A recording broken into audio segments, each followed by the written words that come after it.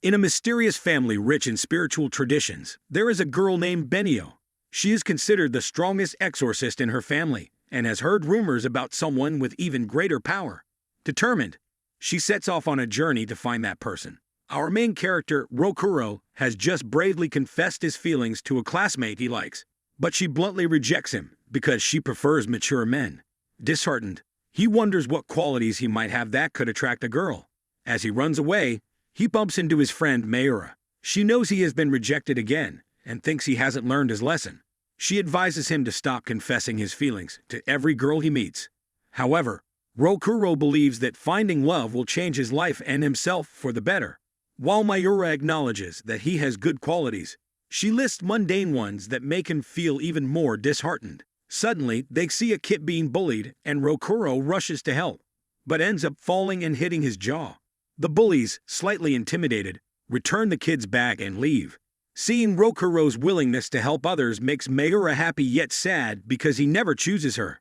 Meanwhile, as Benio boards a train, it suddenly loses power, and a horde of evil spirits appear to attack it. Benio, determined to protect the civilians, prepares to exorcise the spirits, transforming the surrounding area with her spells. Back at Rokuro's home, we meet his brother, Ryogo.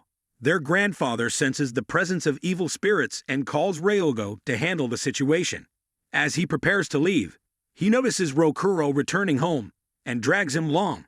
However, Rokuro, who despises exorcism, becomes furious and storms off. The reason for Rokuro's hatred dates back 2 years, when he was an exceptionally powerful exorcist. A tragic incident left him as the sole survivor, leading to his deep-seated aversion to exorcism. At this moment, Benio encounters a particularly formidable evil spirit that has consumed others and grown larger.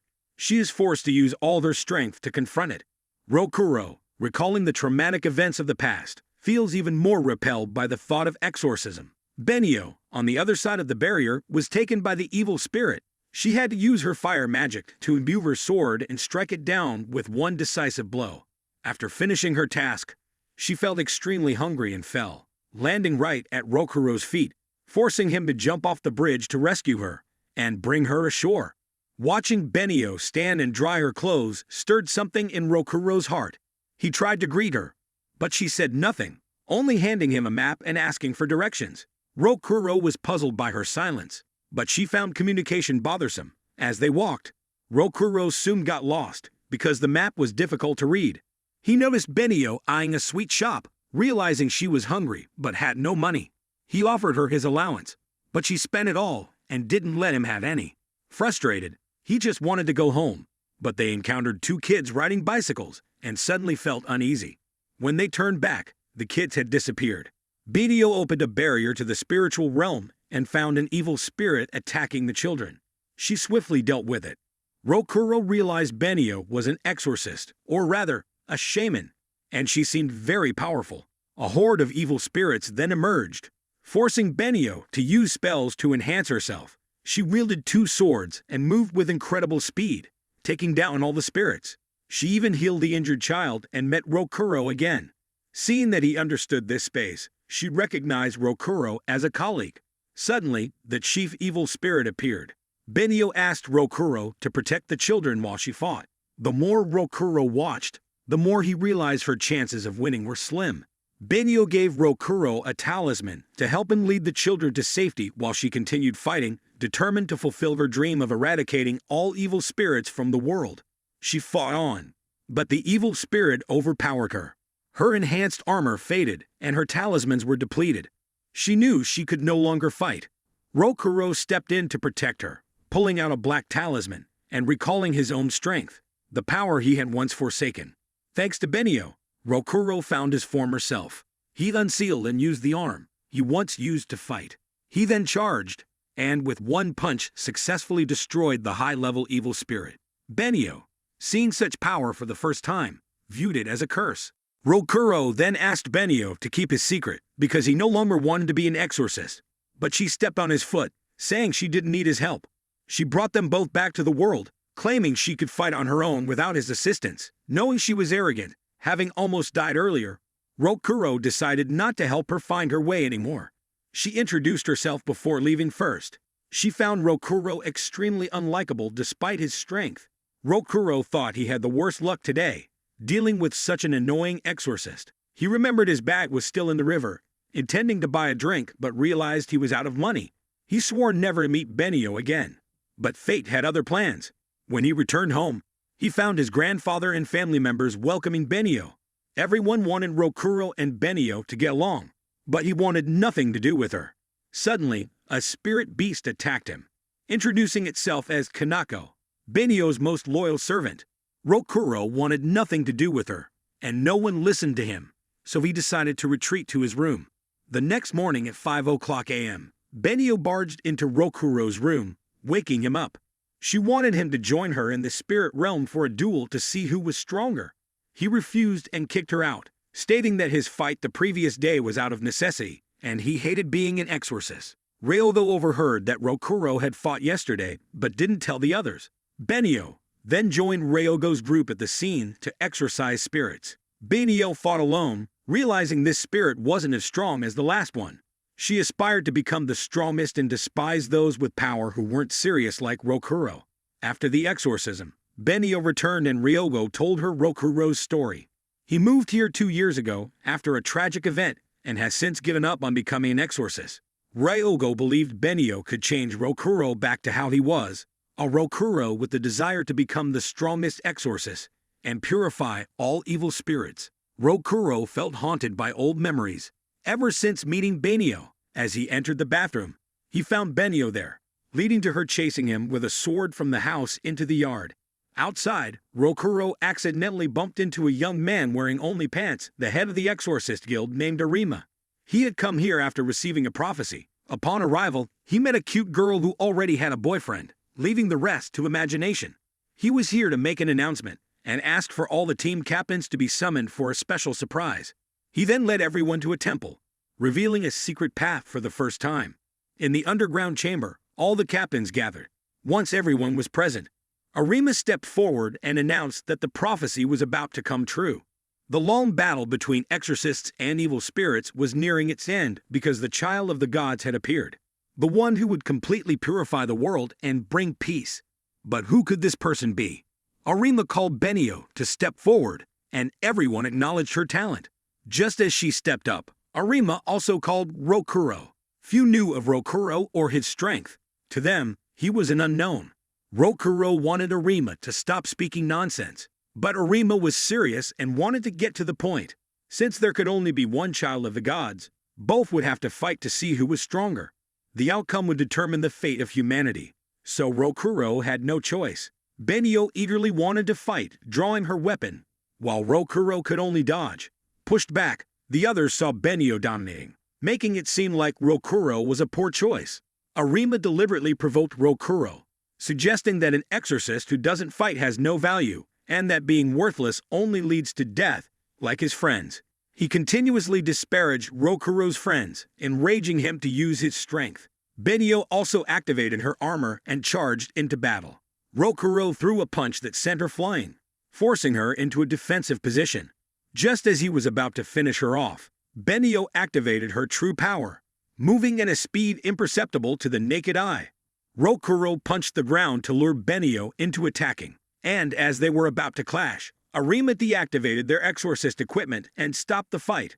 Arima apologized for insulting Rokuro, but explained that this was the only way to force him to use his power and demonstrate his strength to everyone. From now on, Rokuro and Benio were arranged to marry and produce the true child of the gods, as they could be considered the strongest exorcists currently. Naturally, Rokuro couldn't accept this, haunted by the words and dreaming of a happy family, only to wake up startled. He later found Benio in the dining room, who also refused to accept him. Others teased them about their future marriage, but Benio saw marrying someone without the ambition to be an exorcist, like Rokuro, as humiliating. She would soon enroll in the same school as Rokuro, and Ryogo encouraged Rokuro to speak up if he had any difficulties. In class, Rokuro was shocked to see Benio joining his class. While everyone admired Benio, Rokuro knew this was no coincidence. Meanwhile, Ryogo and 2 team members were dispatched to handle evil spirits. The spirits were numerous, and they considered calling for support, but Ryogo wanted to handle it himself. During gym class, while Rokuro played ball with his classmates, he noticed Benio excelling, while his friend Mayura wasn't as impressive. Yet the boys seemed to like her. They wondered why Rokuro didn't choose her, and he explained that Mayura had a complicated relationship with him. She could be considered his cousin, since she was also the grandchild of their grandfather. During lunch, Rokuro couldn't find Benio, but Mayura told him she was on the rooftop. As Benio was sitting alone eating, Kanako suddenly sensed an evil spirit nearby. Inside, Ryogo was starting to tire, and a very powerful evil spirit appeared. However, he still didn't want Rokuro involved. Benio decided to leave early and asked Mayura to tell the teacher and make up an excuse for her. Rokuro overheard that Ryogo might be in trouble, so he followed Benio, who went ahead. Ryogo was nearly exhausted when Benio arrived to help. Meanwhile, Mayura, seeing Rokuro sighing continuously, decided to take him out for some fun. She took Rokuro to an amusement park. Recalling how he used to be terrified of thrill rides, Rokuro boasted that he was no longer afraid, but when they got on the ride, he was so scared that he fainted. While they were having fun, Benio was engaged in battle. Ryogo, though he had seen her strength before, was now even more impressed by her in real combat. Rokuro offered Mayura a drink and noticed a group of kids ahead, reminding him of his past with his friends, so he suggested they head home. Suddenly, the evil spirit attacked reality, causing trouble on the roller coaster, putting the kids in danger. Benio quickly dealt with the evil spirit in one move, while Rokuro rushed to save the children. He climbed up and grabbed one kid, but another was still stuck. Rokuro reached out, successfully rescuing both. That evening, he met Benio again, who noted that his day hadn't been peaceful either. Everyone praised Benio's abilities, giving Kanako a chance to brag. Meanwhile, Arima met with a group of exorcists. Some expressed concern about not knowing Rokuro's background, but Arima remained confident in Rokuro's fate and abilities. That night, Ryogo saw that Benio was still awake and had a heart-to-heart talk with her. He regarded Rokuro as a younger brother and wished for him to return to the path of an exorcist. Not because he wanted Rokuro to get hurt again, but because he wanted him to accept the past and move forward. Rokuro overheard and couldn't believe Ryogo said such embarrassing things to Benio. The next morning, Ryogo announced that their grandfather had gone out on business, so his team would be submitting a report today. Benio would be maintaining her sword, while Rokuro insisted on doing whatever he wanted without Ryogo's concern. Ryogo's team went to another branch to submit their report, and the branch manager was envious, because Ryogo's branch had two talented individuals. But Ryogo believed that both talented individuals were still students and didn't want to involve them too much in exorcism. As they left, the others noticed the branch manager wearing an apron, making him seem less trustworthy. Ryogo explained that he was Fushihara, the ace of that branch, and he wore an apron because of his job taking care of children. Meanwhile, Rokuro lay by the riverside, acknowledging that Ryogo was right. He couldn't keep running away forever. Ryogo and his team then arrived at a house rumored to have had 11 people go missing. Rokuro ran into the owner of the sweet shop he used to visit as a child. She remembered him and Ryogo, and even commented on how cute he and Mayura looked together. After arguing with her for a bit, Rokuro excused himself to leave. She invited him to visit whenever he had free time since her shop was quite empty. While Ryogo and his team investigated the house, they found no signs of evil spirits until they entered a room that exuded a heavy pressure.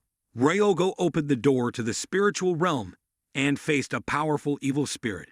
It pushed the others out of the space, leaving Ryogo alone inside. When Rokuro returned home, he encountered his two friends, exhausted and hurt. They had been ambushed by the evil spirit, and Ryogo was still fighting alone. Rokuro put aside his pride and went to beg Benio for help.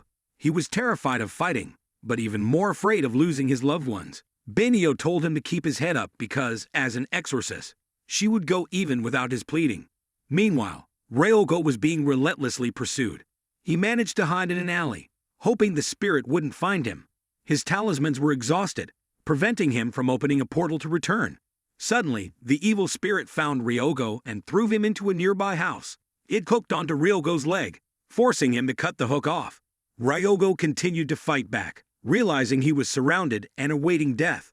With his weapons exhausted, he decided not to die in vain and aimed to take out one of the evil spirit's eyes. As he was about to be devoured, Rokuro arrived to save him. Rokuro couldn't understand why Ryogo was so reckless, and Ryogo explained that he wanted to become stronger so he could serve as Rokuro's guardian spirit. In the past, Rokuro had dreamed of becoming the strongest exorcist and making Ryogo his guardian. Ryogo still held on to that dream, hoping it would come true someday. Rokuro rejoined the fight, with Benio quickly dealing with the smaller spirits. As Rokuro charged at the larger evil spirit, he was overwhelmed, forcing Benio to assist. Rokuro focused on the main evil spirit, leaving the minions to Benio. With one punch, Rokuro finished it off and returned to Ryogo, apologizing for yelling at him earlier. Ryogo was taken to the hospital, while Benio purified the house. Rokuro thanked Benio for agreeing to help him. She remarked that he might be useless in general, but he was remarkable for fighting despite his emotional scars. Arima noted the unusual increase in evil spirit appearances, especially in the area of the two strongest young exorcists. He assigned a council member to investigate. The next morning, Rokuro visited Ryogo, who didn't pressure him to return to exorcism immediately and encouraged him to do what he wanted.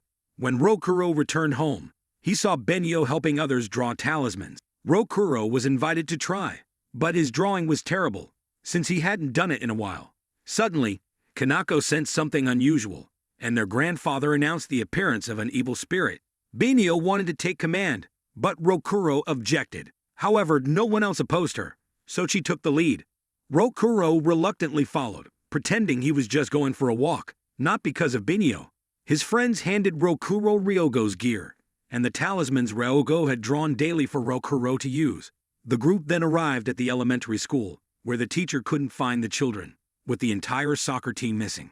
Benio quickly opened a gate to the spiritual realm, where the kids were being chased by monsters. Rokuro rushed to help them, leaving the monsters for Benio to handle. They noticed that the number of evil spirits this time was unusually high, so Rokuro used his magic to assist Benio in eliminating them. He asked his two friends to take the kids back, but they were attacked by evil spirits. However, the two friends managed to prove they were not useless and successfully escorted the children out. Rokuro, momentarily distracted, was caught by an evil spirit. Just then, the young man sent by Arima appeared. He nonchalantly drew a sword and incinerated all the surrounding evil spirits. Benio recognized him as Simon, one of the 12 heavenly commanders, considered among the top exorcists. Simon asked who was Rokuro, and upon finding out that the person he had just saved was Rokuro, he punched him for making such an avoidable mistake during an exorcism. He pitied Benio for being paired with someone as weak as Rokuro. Benio admitted that while Rokuro might be useless, he was not weak. At that moment, the head evil spirit, which hadn't been fully defeated, consumed other spirits to become stronger and attacked Rokuro's friends. This provoked Rokuro, who charged into battle. Benio wanted Simon to see that while Rokuro might be useless, he was not weak. With one punch, Rokuro obliterated the monster. Simon, somewhat impressed, suddenly sensed someone watching them. Arima then called Simon back urgently. Although Rokuro tried to call him back, Simon left. The reason for Simon's urgent recall turned out to be trivial. Arima wanted to look at a model magazine with him. However, the true intent was that Arima no longer needed an investigation into the growing number of evil spirits. The second purpose of sending Simon there was to motivate Rokuro by showing him that someone his age could already be a heavenly commander, and it had the desired effect. Everyone was amazed to receive help from one of the 12 heavenly commanders, while Rokuro smiled, seeing how cool someone his age could be. In recent days, Benio has had to leave class frequently to exorcise evil spirits. This made her classmates see her as mysterious and difficult to approach, leading to suspicions that she might be involved with criminals. Mayura thought there might be some truth to this, so the next day she tried to befriend Benio. She followed Benio everywhere, from the school gate to gym class, and even during lunch. Benio finally asked Mayura why she was following her, and Mayura expressed her suspicion that Benio often left early to associate with dangerous people. Benio misunderstood Mayura's intention, thinking she liked such dangerous individuals. Mayura, in turn, misunderstood and thought Benio was the leader of a gang, trying hard to dissuade her. But Benio rejected her completely and walked away. That afternoon, Benio pondered Mayura's words, as she had never had a friend before. Rokuro came by and saw her deep in thought, causing Kanako to start trouble. Upon returning home, everyone celebrated because Ryogo was finally discharged from the hospital. Although it was difficult to have to fight right after leaving the hospital, Rokuro decided to join Benio in helping. Seeing Rokuro become serious again, everyone decided to celebrate as well.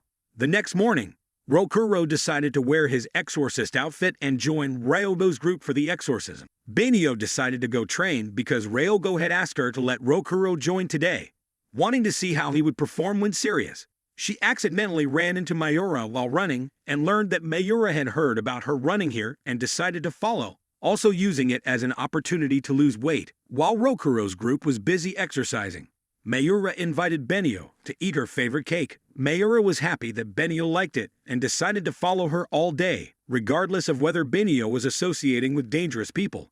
However, today Benio didn't go because someone else had gone in her place. From Benio's description of that person, Mayura found them somewhat familiar. Meanwhile, Rokuro's group encountered the leader of the current wave of attacks, a powerful entity that overwhelmed Ryogo's team. Benio discovered an area nearby being overtaken by the spiritual realm, forcing her to cross over and deal with the evil spirits to prevent them from escaping into the real world. Ryogo's group was defeated, and Rokuro had to use his divine hand to fight.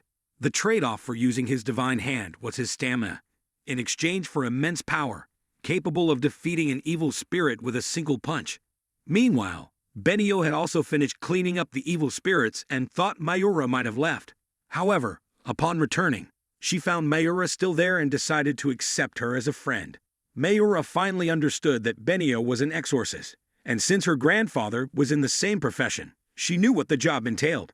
Through their conversation, Benio learned that Mayura's grandfather was the manager of the dormitory where she and Rokuro lived. Mayura began to realize where Benio lived and later confronted Rokuro about living with Benio.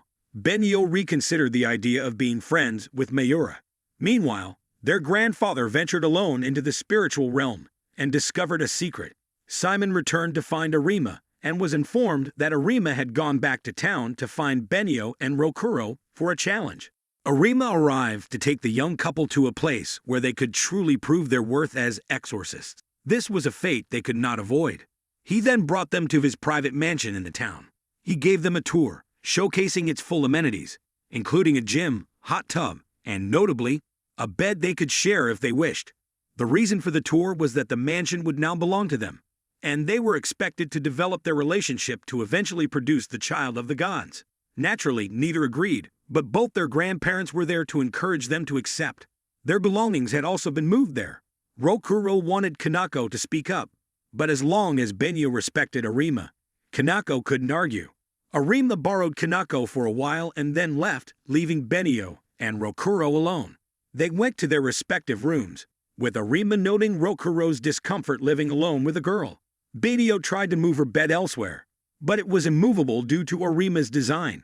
Then, Arima activated the house, causing the wall between their rooms to open. The rooms rotated 90 degrees, and if they wanted to revert them, they would have to climb to the ceiling to fix it. The objects in the room were meant to help them work together to climb up. Rokuro tried climbing but failed, so Benio tried instead. Rokuro blushed because he accidentally saw under Benio's skirt. She quickly told him to forget about it as they needed to cooperate. She reached out to pull Rokuro up, and they accidentally fell on top of each other. Arima enjoyed watching this, while the couple quickly recovered to continue their escape. They planned to jump up again, and Benio forbade Rokuro from looking. Because he wasn't looking, when he stood on the table to lift her up, he failed and they returned to square one. Mayura heard about her two friends living together and scolded her grandfather for not stopping it. Suddenly, Ryogo returned with news of a powerful evil spirit appearing. Meanwhile, the young couple managed to reach the ventilation shaft on their next attempt. Rokuro had to let Benio climb up and open the way. Kanako couldn't hold back its frustration any longer. As Rokuro and Benio crawled into the ventilation shaft, Ryogo called to inform them about the evil spirit, urging them to hurry out. They found a screen with a riddle to solve. Benio analyzed it, but Rokuro answered immediately, realizing it was a pun on the clue.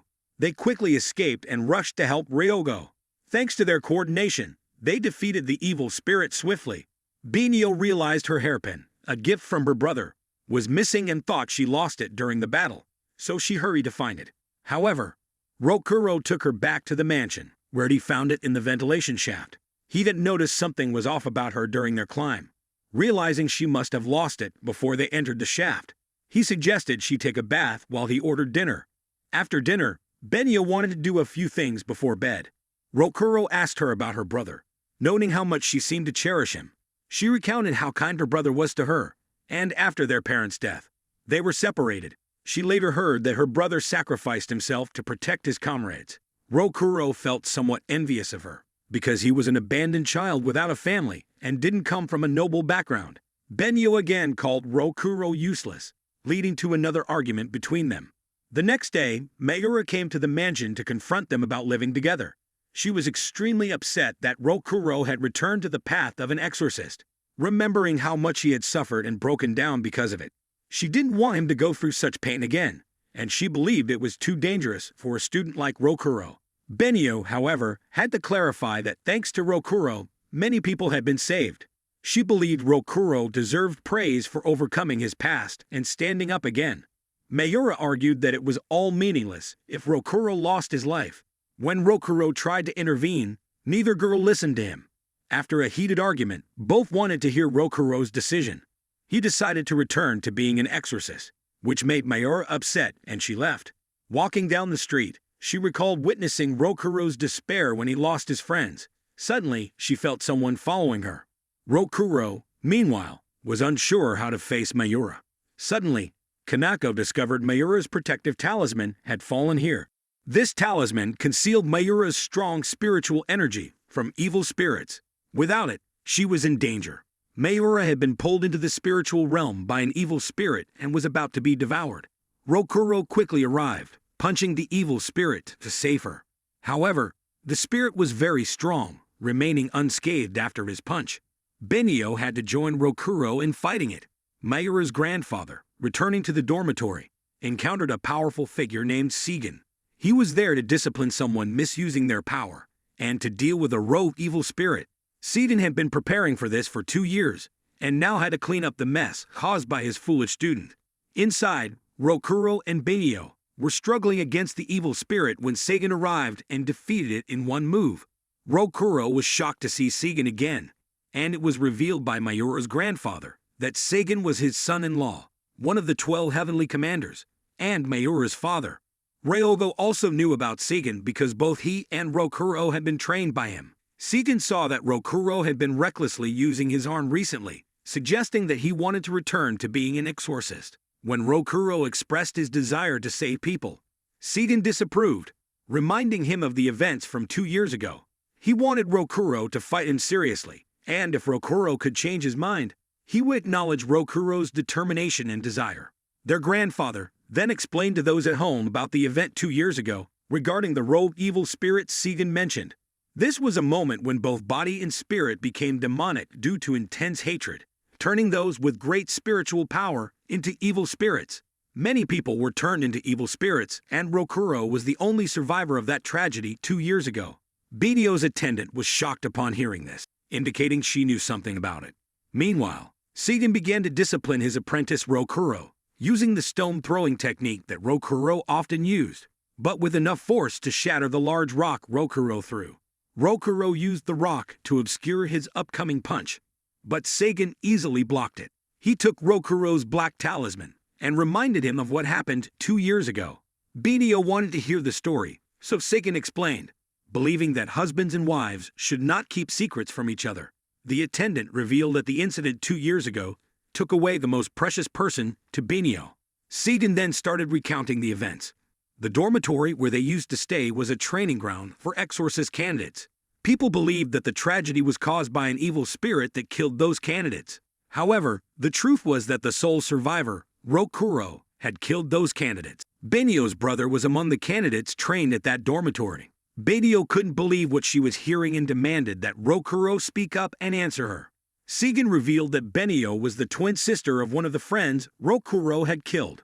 Rokuro admitted to his crime, prompting Benio to draw her sword, intending to make him pay. But Seigen stopped her, saying that the incident was not solely Rokuro's fault, and the second person responsible appeared. Seigen's other rebellious disciple, whom both Rokuro and Benio believed to be dead. the one who drove Rokuro to madness and loss of control. Benio's own brother, Yudo. Rokuro was furious at Yudo, not understanding how he could still be alive when he had clearly been severely injured 2 years ago. Yudo wasn't there to fight Seigen, as he could accidentally harm Mayura, who was nearby. Rokuro charged at Yudo, demanding to attack, but was immediately restrained. Yudo and Rokuro then recalled that fateful night 2 years ago. Yudo had gathered their friends, promising to help them become stronger quickly. Everyone believed Yudo and stayed to let him perform a ritual. Rokuro, returning to find the cupboard empty, went to buy food, but found the door wouldn't open despite being unlocked. Suddenly, a girl entered and was struck down, lying lifeless on the floor. Another girl ran down from the ritual area, begging Rokuro to stop Yudo as he was turning everyone into evil spirits. As soon as she finished speaking, she transformed into an evil spirit, and many others followed, attacking and devouring the girl living with Rokuro right before his eyes. Seigen confirmed this was what truly happened that night, explaining that Yudo had turned the dormitory residents into experiments to gain the power of evil spirits. Those who succeeded would gain immense power, but those who failed became evil spirits, leaving no choice but to kill them to prevent disaster. Yudo had taken everything from Rokuro, and Benio couldn't believe that this was her brother. Yudo and Seigen urged her to accept reality, that Yudo had always deceived others, and that this was his true nature. Yudo coldly rejected his sister, calling her useless and a burden. Enraged, Rokuro broke free from his restraints and charged at Yudo. He used his arm without Seigen's talisman, but the power quickly turned dark as Rokuro was consumed by hatred. Yudo activated a similar power in his other arm. Yudo had mastered this power and was much stronger than Rokuro. Rokuro kept charging in recklessly, getting injured pointlessly, forcing Benio to intervene and stop him, helping him snap out of it. Yudo, feeling bored, decided to leave and urged Rokuro to become stronger so he could challenge him in the future. Seigen then left as well, taking Mayura with him. At this moment, Benio bowed and apologized to Rokuro because her brother had caused him such trouble. However, Rokuro also blamed himself for not being able to stop Yudo back then. He had always avoided facing the truth from that year. Both of them decided to become stronger together to face Yudo. They then went to Seigen to beg for training, but Seigen, claiming to be busy, only gave them a black talisman before leaving. The next morning, as Rokuro walked into the living room, he found a girl there. Not knowing who she was, Benio introduced her as Subaru, one of the 12 heavenly commanders. She introduced herself as Benio's mentor, and the person accompanying her was Tatara, whose emotions were expressed through the paper on his face. Knowing she was a heavenly commander, Rokuro asked her for training to become stronger, and Benio also asked, so she reluctantly agreed. Tatara gave them a piece of paper with the location where they should go. Both of them arrived at a fashion store and wore the designated outfits. After coming outside, Rokuro had to express his feelings when seeing Benio, but he couldn't say anything. So Subaru drove over and called him unsophisticated. She then took them to another place with a new requirement. They had to hold hands. Rokuro didn't quite understand the meaning of this training, but Benio believed that everything had its purpose. Then she remembered that during her previous training, Subaru had mostly taught her about men rather than actual training. However, Subaru arrived and offered to let them take a break if they didn't like it. They continued with several embarrassing actions, like feeding each other, and finally, they had to kiss. Rokuro realized this was all a game orchestrated by Arima, so Subaru admitted it since Arima had promised to cover all the expenses. Rokuro then left with Benio. They went to Benio's favorite bakery and bought as much as she wanted since Arima was paying. They both sat by the river, relaxing and eating, when suddenly Kanako returned and sensed the presence of evil spirits. Both of them entered the spiritual realm and saw the spirits trying to break through the barrier to enter the real world. Both of them had to fight, but as soon as Rokuro used his arm, it became corrupted, forcing Benio to place a suppression talisman on it. However, this method also caused Benio's energy to deplete continuously. Subaru had to step in to help. She transformed her fan into 2 guns and began shooting at the evil spirits.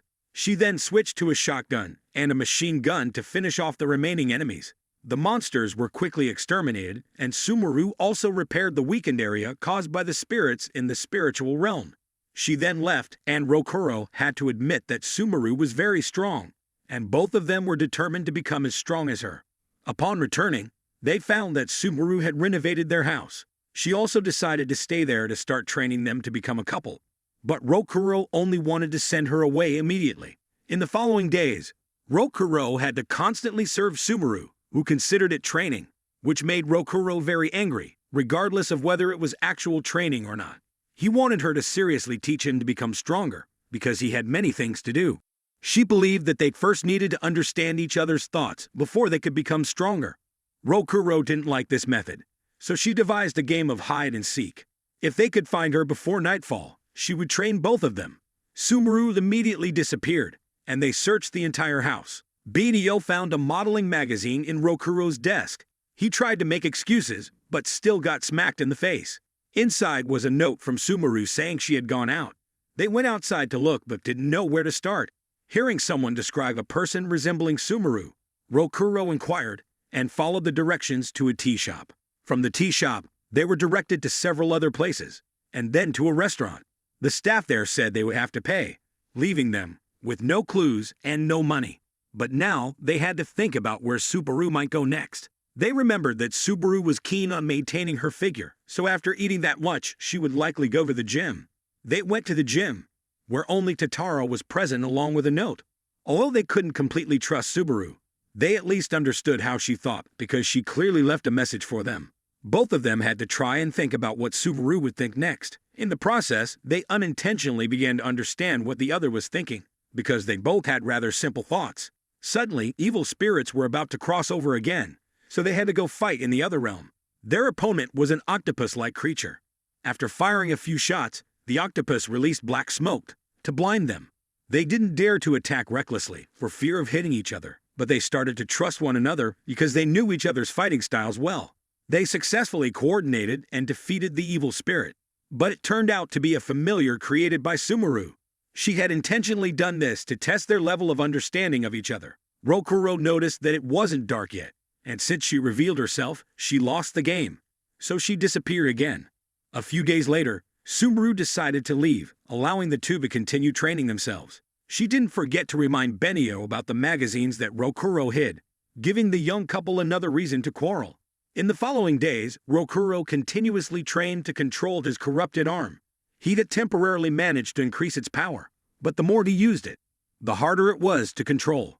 He knew this wasn't enough to defeat Yudo, but he decided to train consistently instead of overexerting himself. When he went upstairs, he saw Benio making some bizarre concoction. She was cooking something, and the pot looked like it was about to explode. Yet when she finished, she still drank it normally, making Rokuro question his life choices. He tried it and almost died. He couldn't fathom what she had eaten as a child to survive, but he couldn't swallow it. He decided that he would cook dinner tonight to make her admit it was delicious and use it as a learning experience. She decided to go for a run while waiting for him to prepare dinner. Meanwhile, Arima convened the heavenly commanders and heard from Subaru that Rokuro would soon become stronger and more interesting. Arima decided to go on a journey, keeping his intentions a secret. At this moment, Rokuro had finished cooking, and it was somewhat presentable. But as soon as he got distracted, the smoke started to turn black. While Benio was jogging, she saw other families and couldn't help but reminisce about her parents. In the past, she used to accompany her parents to exorcisms, watching them perform so impressively that she wished to grow up quickly to help them. But then, an intelligent evil spirit took her parents away. Near dusk, Rokuro had finished preparing a bowl of noodles, waiting for Benio to come home and eat. He had made a mess of the kitchen, turning it into a pigsty. Benio was still running, lost in her thoughts and oblivious to the time. Suddenly, Kanako detected an evil spirit, so Benio decided to exorcise it herself. Rokuro, not finding her, suspected she had gone to exorcise the spirit alone. Benio was about to purify an evil spirit when suddenly someone appeared and eliminated it. He was searching for the child of the gods, and gave her the choice to answer or die. She realized he was Camus, the evil spirit who killed her parents. Years ago, he had given her 10 seconds to choose to save either her father or her mother. She had angrily attacked him, only for him to break her sword and then snap her leg with a flick. He recognized her as the child seeking revenge, but promised to crush her as he had done to her parents. She was heartbroken, unable to avenge her parents, but Rokuro arrived to help her. Kamui noted it had been a long time since someone had managed to harm him. Rokuro, on the other hand, realized this opponent was formidable as his powerful punch had no effect on Kamui. Mayura's grandfather called Arima to report the presence of a powerful evil spirit in the town. But Arima was already aware and on his way to handle it. Kamui was a special type of evil spirit that, though resembling a human, was stronger than ordinary spirits. It hunted to evolve and gradually grew stronger. Only the heavenly commanders have the strength to confront it, and it was wise for ordinary exorcists to avoid engaging it. Meanwhile, Kamui was about to demand Rokuro's arm. Noticing its strength, the evil spirit from earlier, not completely dead, ambushed Kamui, biting him. Kamui dismissed it as insignificant and not enough to satisfy his hunger. However, the distraction allowed Rokuro to bring Benio back to the real world for treatment. After receiving treatment, Benio wanted to return to fight Kamui, as she had spent 6 years searching for him to avenge her parents. However, Rokuro knew she was afraid of death. She had advised him not to fight Kamui, yet she herself sought him out, despite not even being able to touch him. Benio felt helpless and unsure of herself, knowing she was afraid of death, but also fearing she wouldn't be able to face her parents if she didn't get her revenge. Rokuro understood her feelings. Having once hated his own arm for taking the lives of his friends, he brought her the food he had made, insisting she eat and cheer up. He would go back in to buy time, and together they would defeat Kamui. If one person couldn't do it, they would do it together. Rokuro then went back in to face Kamui. Meanwhile, Benio sat eating, and although the food was terrible, the more she ate, the more courage she felt to overcome her fear. Kamui saw potential in Rokuro and offered him a chance to run away, get stronger, and then come back to fight, or face him now and die meaninglessly. Kamui explained that he enjoyed giving people choices when they were backed into a corner. He also revealed that when he gave Benio the chance to save either her father or mother, she couldn't answer, so he gave her parents the choice to save themselves or save Benio. Both chose to save Benio, surprising him because it was the first time someone chose to sacrifice themselves for another. Rokuro was enraged that Kamui had done this in front of a child. He continuously struck Kamui, only managing to push him back and make him excited enough to draw his weapon. Kamui armored his legs and charged at Rokuro, kicking him to the ground. But Benio returned, and despite being injured, she fought even more fiercely than before, though she still couldn't touch Kamui. Rokuro caught her and decided to combine their efforts in battle. Benio's sword transformed, and Kamui realized they were the ones he had been searching for. He charged at them, taking their combined attack head-on, but despite the powerful blow, he remained unscathed. Kamui decided to spare them both, wanting them to grow stronger so that he would have to use at least half of his power. Or perhaps they could give birth to the child of the gods for him to battle. He was only seeking entertainment and didn't care whether humanity or the evil spirits were exterminated. As Kamui left, both of them collapsed from exhaustion. Arima observed from afar, noting that they had done very well. That night, Benio woke up to find herself and Rokuro sleeping in the same room, knowing it was Arima's doing. She realized that alone, she couldn't achieve much, so she decided to cooperate with Rokuro. Suddenly, she saw Rokuro dreaming about her, but it was nonsensical, so she hid him with a pillow. A few days later, the festival arrived, and the group returned to the dormitory to write their wishes on the tree. Rokuro didn't know what to wish for, while Benio offered some food with sauce she made herself. Rokuro tried to stop his friend in time, but failed, giving him a taste of the sauce. Mayura also arrived and saw Rokuro arguing with Benio, mistaking it for them exchanging words of love. She rushed over to punch Rokuro, who didn't even understand why. Rokuro noticed that Mayura had started using compound phrases recently, which, though nonsensical, were quite fitting as nicknames. However, she made them up spontaneously, without prior preparation. Rokuro wondered what Benio wished for, and she revealed she wanted the cartoon she imagined to be turned into a movie. The story about the cake she often ate. She envisioned a sentient cake defeating villains, which Rokuro found utterly ridiculous. Ryogo wished for everyone's safety, amazed at how much Rokuro had changed in such a short time, from a despondent mage-hating person to gradually becoming an exorcist again, thanks to Benio. Despite their differences, both Rokuro and Benio shared the same goal of becoming the strongest exorcists. Ryogo eagerly anticipated Rokuro's rise to the top so that he could become his vassal. Benio still hadn't thought of a wish, but she had already imagined the second part of her story. Mayura asked Rokuro what he wished for, but he still didn't know. She noticed that Rokuro and Benio had new injuries. Despite her worries for him, he would still continue to be an exorcist. Because that was where he belonged, she only wished for his safety and hoped her feelings would soon reach him. But he still only saw her as a little sister. That night, Simon went to bathe with Sagan and noticed Sagan had new scars. However, with the upcoming battles, having only scars was still quite lucky. The number of evolved evil spirits like Kamui was increasing significantly, and even the heavenly commanders should avoid fighting them one-on-one. Yet the main characters had survived after encountering Kamui.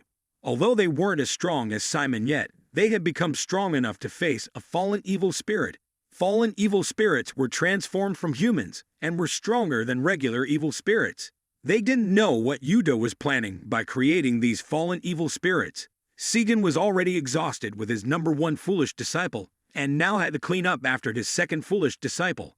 Arima soaked in the bath with Sumaru to hear her report on helping the main characters. Both of them wanted Benio and Rokuro to get closer because the bond between them would increase their power tenfold or even 100-fold. If not, they could produce the child of the gods to finish the task. Benio reminisced about the time she spent with Rokuro and how he helped her see the truth in everything. From her brother becoming a villain to her own weakness in facing Kamui. But now, she believed she had found what she truly wanted. They finished writing their wishes and ate with everyone. At night, everyone fell asleep outside, and their wishes were for each other to become stronger. The next morning, when Rokuro returned to the dormitory, he saw Sagan had come to do something and then left. Not seeing Ryogo, Rokuro asked Sagan, and learned that Ryogo had been called to meet with his older exorcist brother, Fushihara, for something. Fushihara had arranged to meet Ryogo and introduced him to his friend, Haruka. Because Ryogo rarely interacted with girls, he was visibly nervous. Fushihara took them both to a cafe and explained that Haruka had just returned to the country and needed someone to go out with on her days off. Fushihara was busy with his babysitting duties, so he asked Ryogo to help. The two of them spent a day together, and Ryogo apologized for not knowing much about art, fearing he might bore her. However, she appreciated his straightforwardness. News of Ryogo having a girlfriend soon reached Rokuro. Curious about the girl who had captured Ryogo's heart, he asked his friends, who didn't know much either, only that Ryogo held her in high regard. While out with Haruka, she decided to take the initiative and held Ryogo's hand, signaling her acceptance of their relationship and hoping for a kiss. Feeling it was too soon, she decided to wait a bit longer. Ryogo then went to the daycare center to seek advice from Fushihara. He expressed concerns about the dangers of being an exorcist, unsure of when he might lose his life, and didn't want to cause heartbreak by falling in love. Fushihara, however, believed that having love could motivate ordinary exorcists like them to fight harder and become stronger. After receiving this advice, Ryogo left. A few days later, Ryogo didn't go on any dates and met up with Rokuro, who wished him a beautiful love story. Ryogo, feeling shy, shared his feelings. Suddenly, a letter arrived with the news that Fushihara had died. The letter stated that Fushihara had gone to fight an evil spirit and then went missing. The only thing left was a photo of Fushihara with the children. The council decided that Fushihara had sacrificed himself. Ryogo rushed to find Haruka, while Rokuro demanded that his mentor reveal what he and Sagan had been hiding. He questioned why both Sagan and Yudo had appeared in the town simultaneously and why more bad things were happening. Seeing no point in hiding the truth any longer, the mentor revealed that the number of fallen evil spirits around the area had been increasing recently. Ryogo found Haruka, and they both mourned Fushihara's death. Rokuro and Benio also returned home, and Rokuro swore he would never forgive Yudo. Suddenly, Kanako detected an evil spirit. They entered the spiritual realm and discovered it was a fallen evil spirit. The sign was the blue lines on its belly. Rokuro was still haunted by these spirits. So Benio charged forward first, only to be shot back. She was knocked down, forcing Rokuro to rush in for a hand-to-hand fight, but he was also pushed back. They decided to use their combined technique. As they changed the form of the sword and charged in, the sword reverted to its original form, causing them to be thrown back. Segan arrived to handle the situation, using his exorcism weapon, and a purification technique to completely eliminate the evil spirit. He saw that both of them still had a half-hearted attitude and were not worthy of being exorcists, then sent them back. In reality, Satan didn't want them to do this dirty work because he believed it was enough for him to face it alone. The evil spirit they had just fought was actually Fushihara. Ryoko and Haruka later went to the daycare to play with the children in place of Fushihara. Ryoko received a final photo that Fushihara really liked, and it included Ryoko's face. That night, Rokuro and Benio were both angry because of Seiden's words that they were useless. They weren't angry at Seiden, but the truth in his words. The next day, they didn't talk to each other, and Mayura noticed something was wrong. Seiden met with their mentor and stated that Rokuro and Benio were not ready for everything because they were still half-heartedly useless. He then went to see his daughter Mayura and took her out for a meal. It had been a long time since the father and daughter had a chance to meet. Seiden felt unworthy of being Mayura's father because he saw himself as a terrible person who abandoned his family. However, she knew that Seiden fought for the family to keep them out of danger. She also thought about Rokuro and Benio, suspecting that Seiden had done something to them. Seiden noticed she still liked Rokuro, but she considered herself just a childhood friend of his.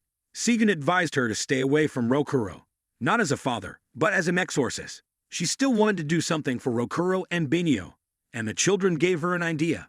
That night, she brought food to the new house of the main characters to cook a meal for them. She successfully convinced them that if she couldn't help them in the exorcist field, she would support them in life so she could be around them.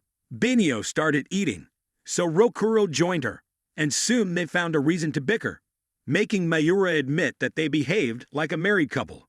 After the meal, Mayura left and Rokuro followed to ensure her safety. Mayura encouraged Rokuro and accepted that he would face dangers, but she would still support him because it was what he wanted. Rokuro listened and wanted to continue with her, but suddenly, Mayura had a problem. Benio heard the news and immediately rushed over. They discovered that Mayura had blue lines on her body and had transformed into a fallen evil spirit. Neither of them could bring themselves to fight Mayura, so they allowed themselves to be attacked. Seiden arrived and told them to leave, intending to purify Mayura himself. He was furious because he couldn't do anything as a father and decided to at least grant her a peaceful death. Rokuro was extremely angry at being unable to help, but then they heard Mayura's voice. Although very faint, they heard her calling for help. Seiden was also being countered by Mayura's tricks, so Rokuro and Benio came to his aid, determined to save Mayura together. Seiden realized there was still hope and instructed them on how to save her while he bought them time. They needed to use a purification spell that only the children of the gods could perform, but the chances of success were low. Rokuro didn't care about the odds and was determined to succeed at all costs. Seiden demanded that he prove his words were not empty. They gathered their energy and focused on a single goal, freeing Mayura. They recited the incantation, and the rest was left to a miracle. Mayura charged at them, taking the full force of the purification spell. At first, it seemed to have no effect as she broke free and continued her assault. However, just as she was about to strike, Mayura reverted to her normal self. Seiden was overjoyed to see Rokuro's success and his daughter saved. Rokuro was so happy he cried, wishing he had this ability sooner to save his friends. Suddenly, Yudo appeared once again to greet his mentor, his sister, and his greatest rival. Benio demanded to know why Yudo was there, but he told her to shut up as it didn't concern her.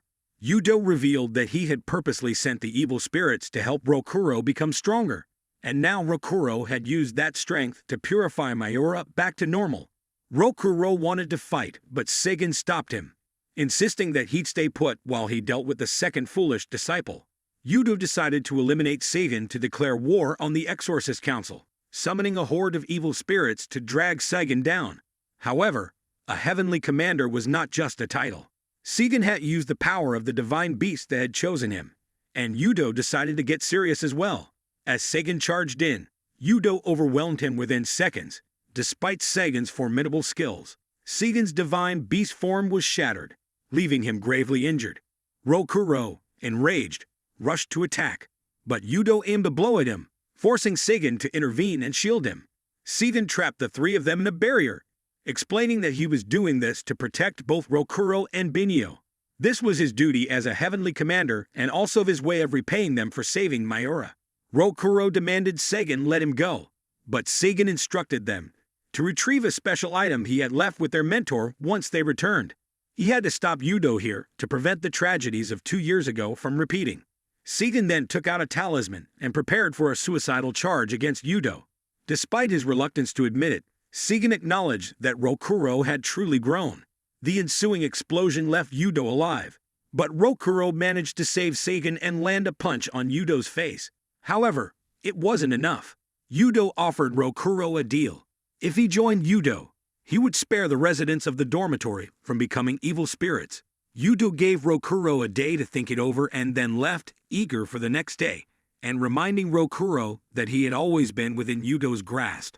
Rokuro carried the severely injured Sagan back to the dormitory, and they quickly took him to the hospital for emergency treatment. Benio felt guilty for Mayura's suffering, blaming her brother for not only harming Mayura but also her father. Their mentor informed Rokuro that Arima had formed a team of 4 heavenly commanders to eliminate Yudo, as he was now a significant threat. Seiden had taken on all responsibilities related to Yudo to prevent Rokuro from getting involved, but now it seemed Seiden could no longer serve as an exorcist. Their mentor handed Rokuro the suitcase Sagan had left for him. Rokuro returned home and opened the suitcase, finding Seiden's old black exorcist outfit inside. This outfit could only be worn by someone with complete strength.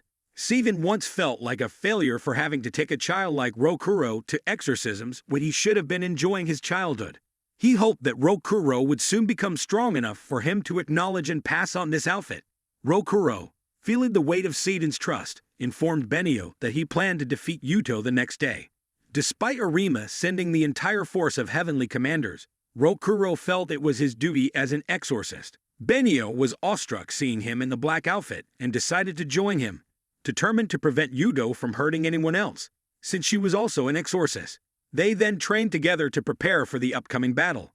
Benio brought a collection of talismans and tools she had gathered over time.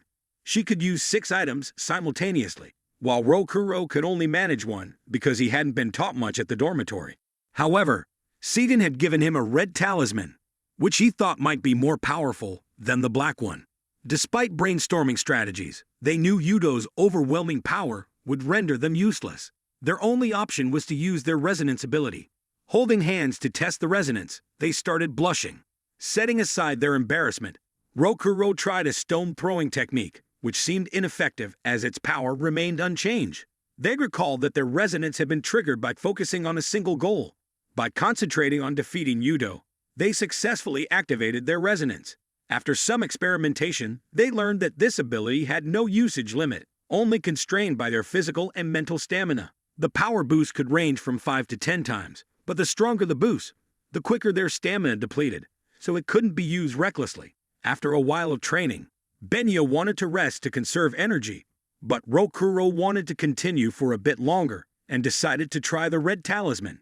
That night, Benio was tormented by a nightmare about Yudo, causing her to flee back to the dormitory in fear. She met her grandmother, who had made some cakes for her, but Benio was too scared to eat. She desperately wanted to run away, and her grandmother said she could do so if she wished, as no one would blame her after what she had been through.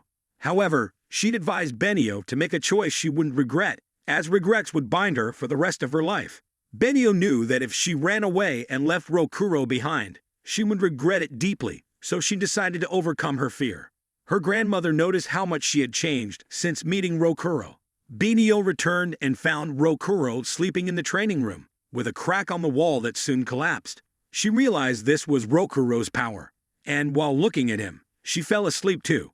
The next morning, they both woke up next to each other, startled, but it wasn't the time for arguments. Rokuro then revealed to Benio that his arm was that of an evil spirit, sealed by Sagan. Years ago, Yudo had turned him into an evil spirit, but somehow he didn't go mad like the others. Instead, his arm became his source of power. However, touching anyone with it would purify them, so it had to be sealed. They promised to return together and changed into their battle outfits. Benio emerged wearing the black outfit her grandmother had given her the previous night. They entered the other realm to confront Yudo, who had chosen their old dormitory as the battleground. Yudo asked if Rokuro would join him, but Rokuro would rather die than follow Yudo. Benio also chose to fight to stop Yudo, prompting him to decide to eliminate them both instead of trying to recruit Rokuro. Yudo immediately kicked Rokuro so fast that no one could see it. Benio counterattacked, but after using her technique, her sword was crushed by Yudo. They used their resonance ability to launch a stone-throwing attack that blew Yudo away, then charged in with a direct sword strike. The power was immense, visible even from Kamui's distant location. Despite taking the hit directly, Yudo remained unscathed. Rokuro resorted to his next move, the Red Talisman. He fused it with his arm to enhance its power, and prepared to use a talisman to perform the Meteor Punch technique. Yudo managed to block the Meteor Punch, but immediately after, Rokuro charged at him with even higher speed than before. Yudo found Rokuro's tactics quite intriguing, but he still blocked the attacks with his bare hands. Rokuro continued to use their resonance ability to amplify his arm's strength and launched a resonance Meteor Punch, sending Yudo flying into the sky. Thinking that the attack had finally worked, they were shocked when Yudo began to unleash his true evil spirit form. Yudo had initially limited himself, because this human body could not withstand the power of an evil spirit, but now he has fully unleashed it. Yudo suddenly collapsed, causing Rokuro to think that the previous attack had taken effect, so he rushed in to finish him off. However, it turned out to be a trick by Yudo. Yudo grabbed Rokuro's arm tightly, forcing Benio to intervene. But while she had speed, her strength was almost too weak, so Yudo targeted her legs and attacked. Benio lost her speed, and Yudo knew she still hoped that he was just being manipulated, not truly evil. Yudo broke the hairpin that Benio cherished, symbolizing the complete end of their sibling relationship. He decided to leave her to the evil spirits, while he tormented Rokuro. Yudo bluntly stated that he still needed Rokuro, but whether Rokuro joined his side or not, everyone would die, because Yudo wanted to become the strongest entity above both exorcists and evil spirits. The more humans he absorbed, the stronger Yudo would become. Kamui arrived where Benio was and was ready to offer her the legs of an evil spirit so she could become stronger and fight, potentially even seek revenge against him in the future. However, this was only if she could endure and not become a fallen evil spirit. Otherwise, she would die meaninglessly, accomplishing nothing. He gave her 10 seconds to choose. Watching Rokuro being beaten and recalling how he viewed his powers as a personal curse, Benio chose strength to fight alongside Rokuro and seek revenge on Kamui someday. He granted her the power and promised to kill her if she became fallen. His reason for helping was simply to seek pleasure, and Yudo annoyed him. Rokuro only noticed then that Kamui was doing something to Benio, and he kept crying out. Benio was gradually being engulfed by darkness, but it was Rokuro's voice that pulled her back into the light. She then returned to the battle, and Kamui saw that these legs were too beautiful to be called dirty. Benio told Kamui to wait because the claws he had given her would one day return to haunt him. But as long as there was a good fight, he demanded nothing more. She then continuously kicked Yudo in the face, knowing that earlier, Yudo was truly injured by their attacks, because it wasn't just a ruse. Now, with these additional blows, Yudo found it extremely difficult to counterattack. When Yudo tried to retaliate, Benio's legs absorbed the impact, using it as leverage to return the attack from mid-air. She managed to make Yudo bleed and relentlessly attacked, trying to finish him off as quickly as possible. Just when it seemed they had the upper hand, her legs reached their limit and stopped working. Yudo laughed, turning the tables and deciding to break all her limbs, but Rokuro rushed in to block him. Yudo then immediately pierced a hole through Rokuro, but Rokuro didn't collapse. His whole body glowed, and the hole healed itself. Yudo didn't know how Rokuro managed this, but he knew he had to get serious and unleash his full power. Yudo reverted to his evil spirit form and prepared for a life-or-death battle with Rokuro.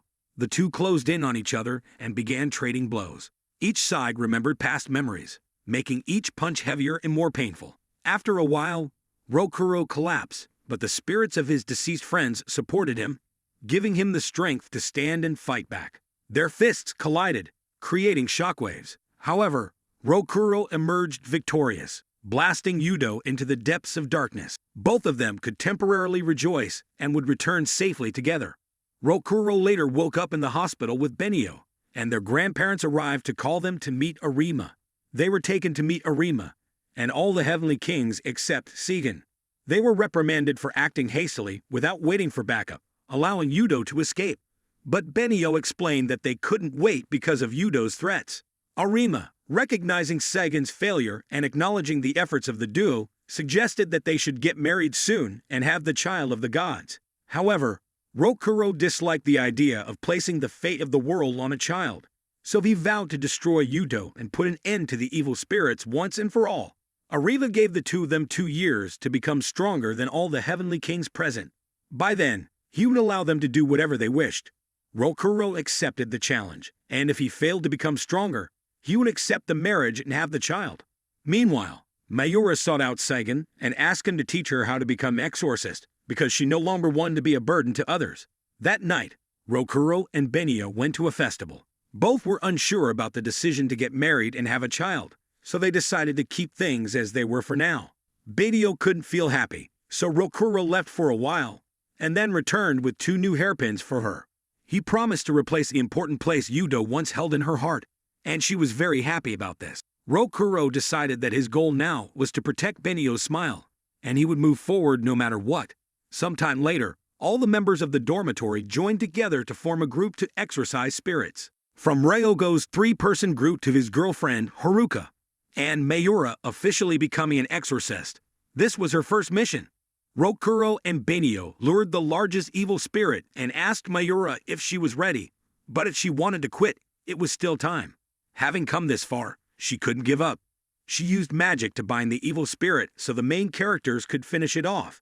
After completing the task, Ryogo's group arrived, and Mayura ran to celebrate but tripped and accidentally knocked her chest into Rokuro's head. Benio was quite jealous because she couldn't do the same even if she wanted to. Ryogo then remembered that today was the entrance ceremony for Rokuro's high school. He quickly changed clothes to get to school, and everyone realized that 2 years had passed so quickly. Mayura asked if Rokuro and Benio had done anything beyond limits while living together for 2 years, but Benio revealed that they hadn't even kissed yet. Meanwhile, Arima and the Heavenly Kings were waiting at the bottom of a pit to guard against the emergence of an evolved evil spirit they had previously encountered. The recently evolved evil spirits had exhibited very strange behavior, necessitating close monitoring. During this time, Rokuro and the 2 girls arrived at school, where Rokuro suddenly found himself gaining more attention from the girls. Since then, Rokuro had been living a disciplined life, following a strict schedule for both studying and training. When he was serious, he was persistent to the end. At home, he became much more diligent, even doing household chores regularly. That afternoon, the 2 girls went out for a snack together, and it seemed Mayura had accepted to let Rokuro be with Benio, urging Benio to take the initiative to secure Rokuro soon. That night, Benio seriously brought up the topic of having children, and both of them thought they understood and had feelings for each other, making the possibility of having children quite high. Benio then got embarrassed and told Rokuro to forget everything they had just talked about. The next morning, Benio made that deadly soup again, and Rokuro heard on the news that the number of food poisoning cases had spiked recently. He was then called to eat the soup, but luckily an evil spirit alarm saved him. Seiden visited the dormitory to ask about the food poisoning news, as there was no information from headquarters about it. Meanwhile, Rokuro and Benio had dealt with the evil spirit, and Rokuro suddenly saw a beam of light on a building, but Mayura didn't see it when she turned back. Certain of what he saw, Rokuro went to check, and the group found a little girl on the rooftop, unsure if she had been pulled in by the evil spirit. The little girl seemed to like Rokuro and Ryogo, but showed clear disdain for the 2 girls. The group decided to take her back and ask the police, but there were no reports of a missing girl. If she had been pulled in by the evil spirit, how could she have protected herself? Segan and the elder thought it was similar to when they found Rokuro, who was discovered in a spiritual realm and still able to laugh and play. After watching TV for a while, the little girl began mimicking speech from the TV, and from that, she learned to speak and remembered everyone's names, even calling Rokuro Papa. No one knew her name, so Rokuro, looking at a magazine, decided to call her Sei. Rokuro wanted to adopt Sei because he couldn't abandon her now. When bringing her home, Sei showed exceptional intelligence, climbing the stairs without fear. Seeing others make dinosaur models, Rokuro decided to cut cardboard and recreate it even bigger. Benio also had to cook more properly, while Sei took out a pile of books to read. When it was time for a bath, Sei insisted on bathing with Rokuro, and when it was time for bed, she wouldn't sleep without a story. So, Rokuro asked Benio to tell the story of the bean paste man that she liked and had created. Benio started telling the story, and soon both Sei and Rokuro fell asleep. The next morning, they left Sei at the dormitory to go to school.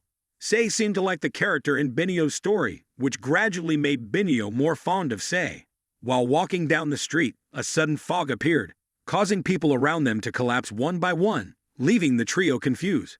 The further they went, the more people they saw affected, with their eyes turning black as if they were fallen evil spirits. This fog seemed similar to that in the spiritual realm, and if an exorcist wasn't careful, they could easily pass out. They intended to head to the source of this fog when suddenly Kaneko rushed out, informing them that a bunch of evil spirits were moving around in the real world. Rokuro and Benio had to draw their weapons and jump into battle. After clearing a good number of evil spirits, Rokuro asked Mayura to report to Saigen. Arima had already received information about what was happening and decided to send the Heavenly Kings to quickly handle these breaches. Mayura reported back to Saigen, who explained that this phenomenon was due to the Black Dragon Point. The elders would stay to communicate with Arima, while Ryogo and Haruka went to eliminate more evil spirits and the rest followed Seiden. Sei climbed onto Seiden's shoulders, and he accepted it, taking Sei along. The city was being evacuated, and a young man was fleeing with his lover. In a cowardly act, he abandoned her to save himself. Unfortunately, he encountered an evolved evil spirit who killed him for his vile action, and then began dancing on stage with her minions.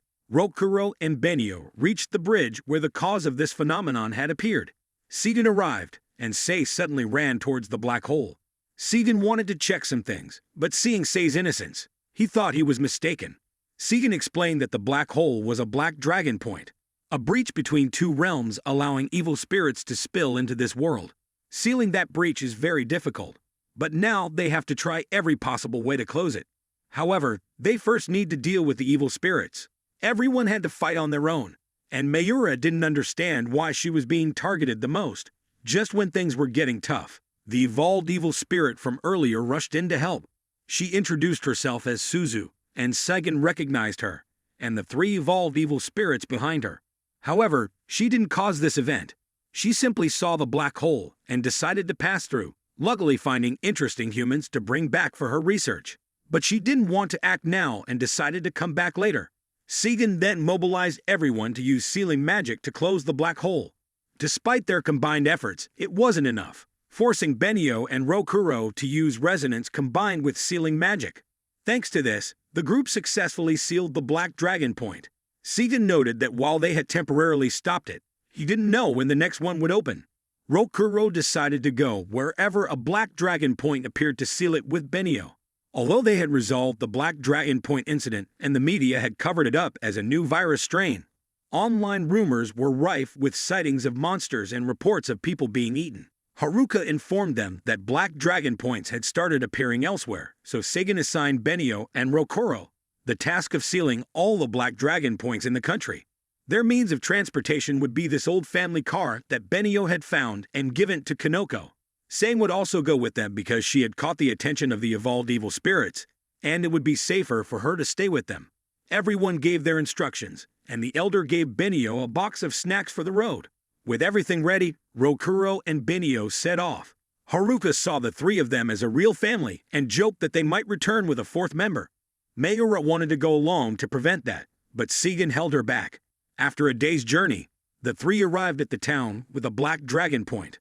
The townspeople were starting to deteriorate, so they needed to seal it as soon as possible. The two of them arrived at the camp of the exorcist there, and announced that they would assist in sealing the black hole.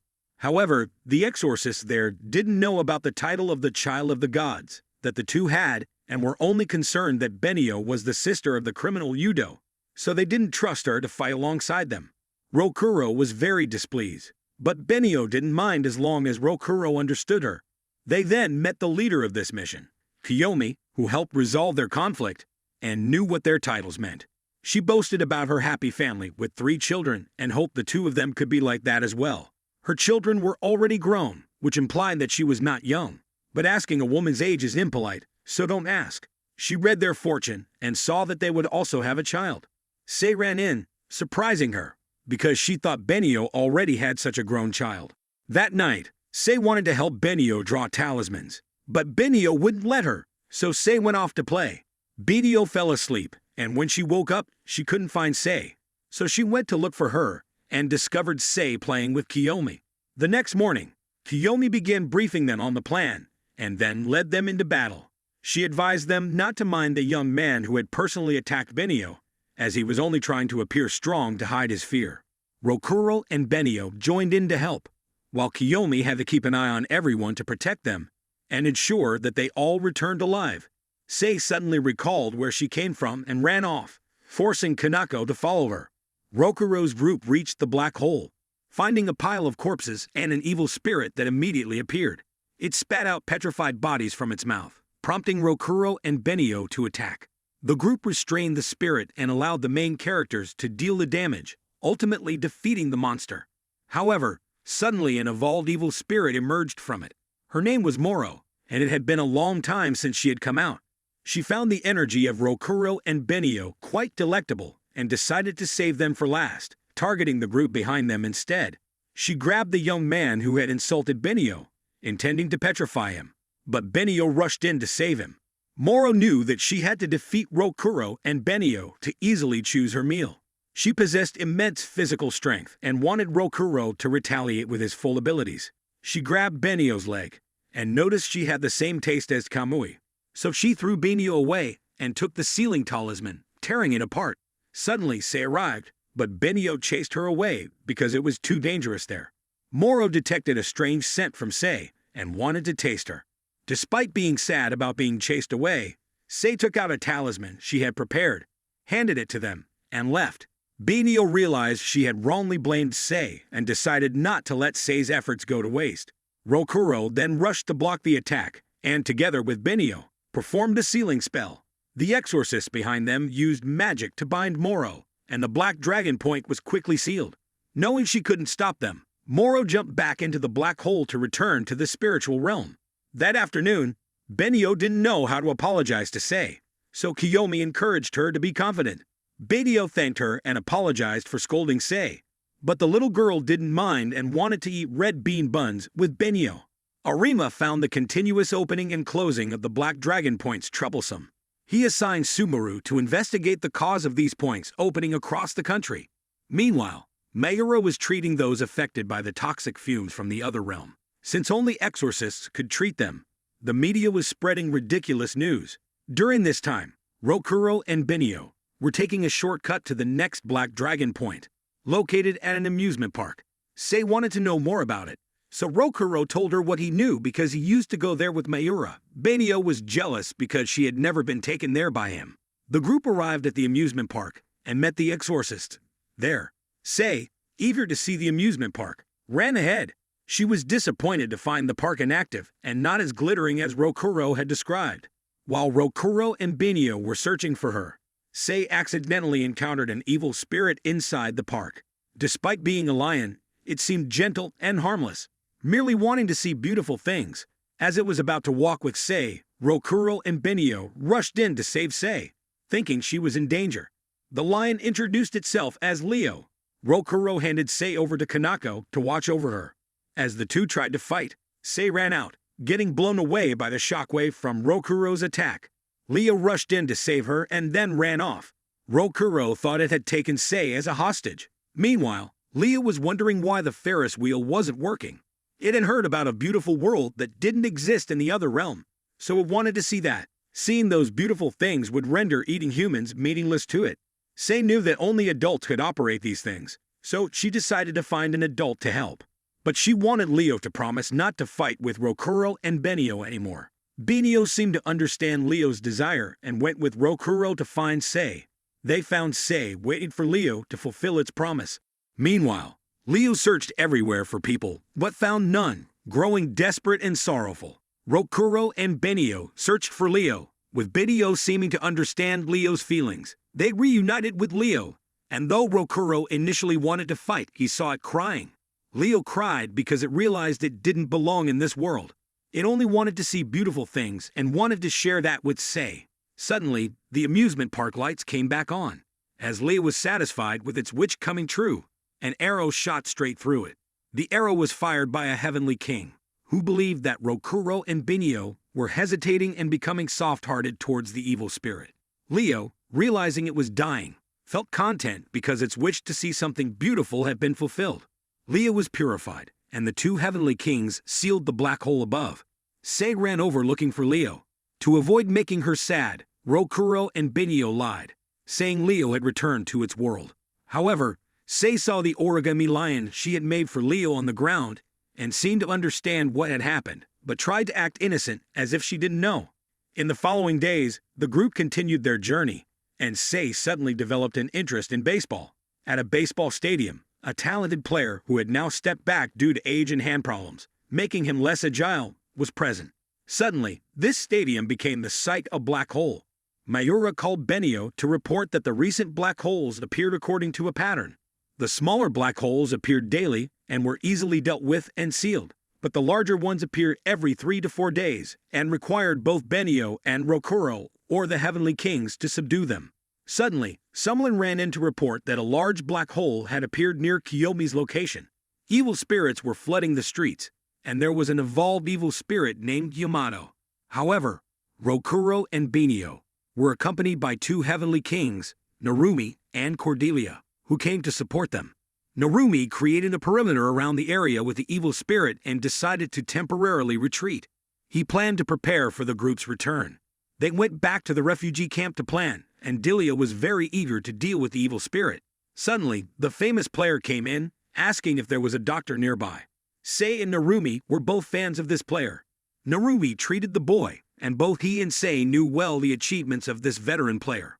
However, the player felt he was about to retire, and didn't want to hear about those things anymore. The more he listened, the more nostalgic he became about the past. But if possible, he still wanted to give his best in his final game, provided it didn't encounter issues and get cancelled.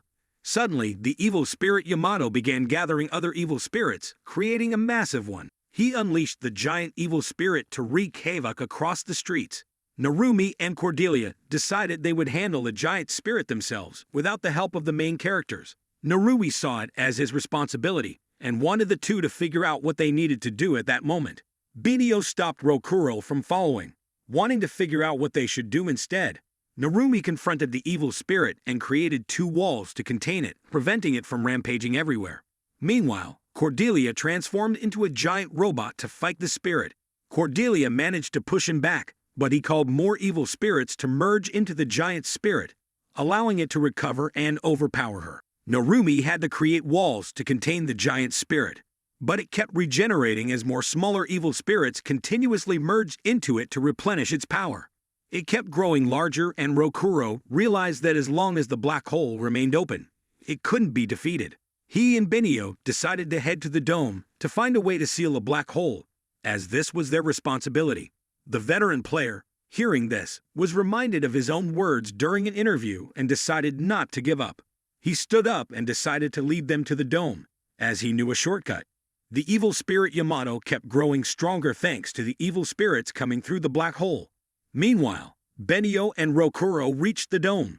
The 2 of them used resonance to begin sealing the black hole, but the evil spirits started to gather. The veteran player ran out, throwing baseballs and inhaling the toxic fumes to help the main characters by distracting the evil spirits so they could act quickly. The evil spirits gradually disappeared, and Yamato weakened. Cordelia unleashed a powerful attack to defeat the giant evil spirit, forcing Yamato to retreat. He headed to the dome to say goodbye to Rokuro and Benio before disappearing into the black hole. The veteran player was taken for treatment and decided to recover to play one final grand match before retiring. Narumi and Cordelia left, trusting Rokuro and Benio to handle the situation. The black holes would continue to appear. Meanwhile, a new evil spirit duo named Momochi and Chijuwa emerged. The one who opened the black holes, Kuranashi, approached the duo and warned them about the main characters coming their way, tasking them with dealing with Rokuro and Benio. He believed the duo could handle the main characters before they sealed all the black holes. Rokuro still couldn't figure out who Sei really was, as she wasn't affected by the toxic fumes, but regardless, she remained very endearing. Meanwhile, 3 heavenly kings managed to seal another black hole. They joked about how even a heavenly king could be an otaku, when they suddenly sensed the actions of an evolved evil spirit. Rokuro's group had just passed through a tunnel when they were suddenly transported to the evil spirit realm. Low-level evil spirits swarmed their car, forcing Kanako to drive skillfully to help them escape. However, the car was quickly caught, and the main characters found themselves facing the duo of evolved evil spirits. They both saw Rokuro and Benio as prey, but Rokuro was determined to show them that they were not easy targets. The two activated their evil spirit weapons, and Rokuro aimed his attack at Momochi. However, Momochi effortlessly deflected Rokuro's attack and knocked him to the ground. Benio, on the other hand, fought against Chijua, who was significantly faster than her. The two were forced to use resonance and tried to attack, but the duo easily blocked and even restrained them. The evil spirit duo remarked that Rokuro and Benio were not in sync at all, unlike them, who understood each other as if they were one. Without needing any signals or prior coordination, they combined their attacks seamlessly, knowing exactly what the other would do. Thus, the level of cooperation Rokuro and Benio had was never enough to defeat them. Kuranishi watched from a distance, expecting the main characters to be eliminated. However, Sei suddenly ran out and somehow managed to block the attack aimed at Rokuro and Benio. The duo realized she was not an ordinary girl and decided to save her for dessert. At this moment, the three heavenly kings arrived to assist. They brought everyone back to the human world to make the fight easier. The man with glasses decided to charge a fee of 50,000 yen for defeating the duo. However, Rokuro and Benio insisted on fighting themselves. The duo continued to taunt them for their weakness. But now, Rokuro and Benio were serious. Rokuro enhanced his star punch and aimed it at them. The duo blocked it, but Benio's enhanced kick followed immediately, unable to defend against it. Momochi had to take the hit for Chijua, resulting in severe injuries.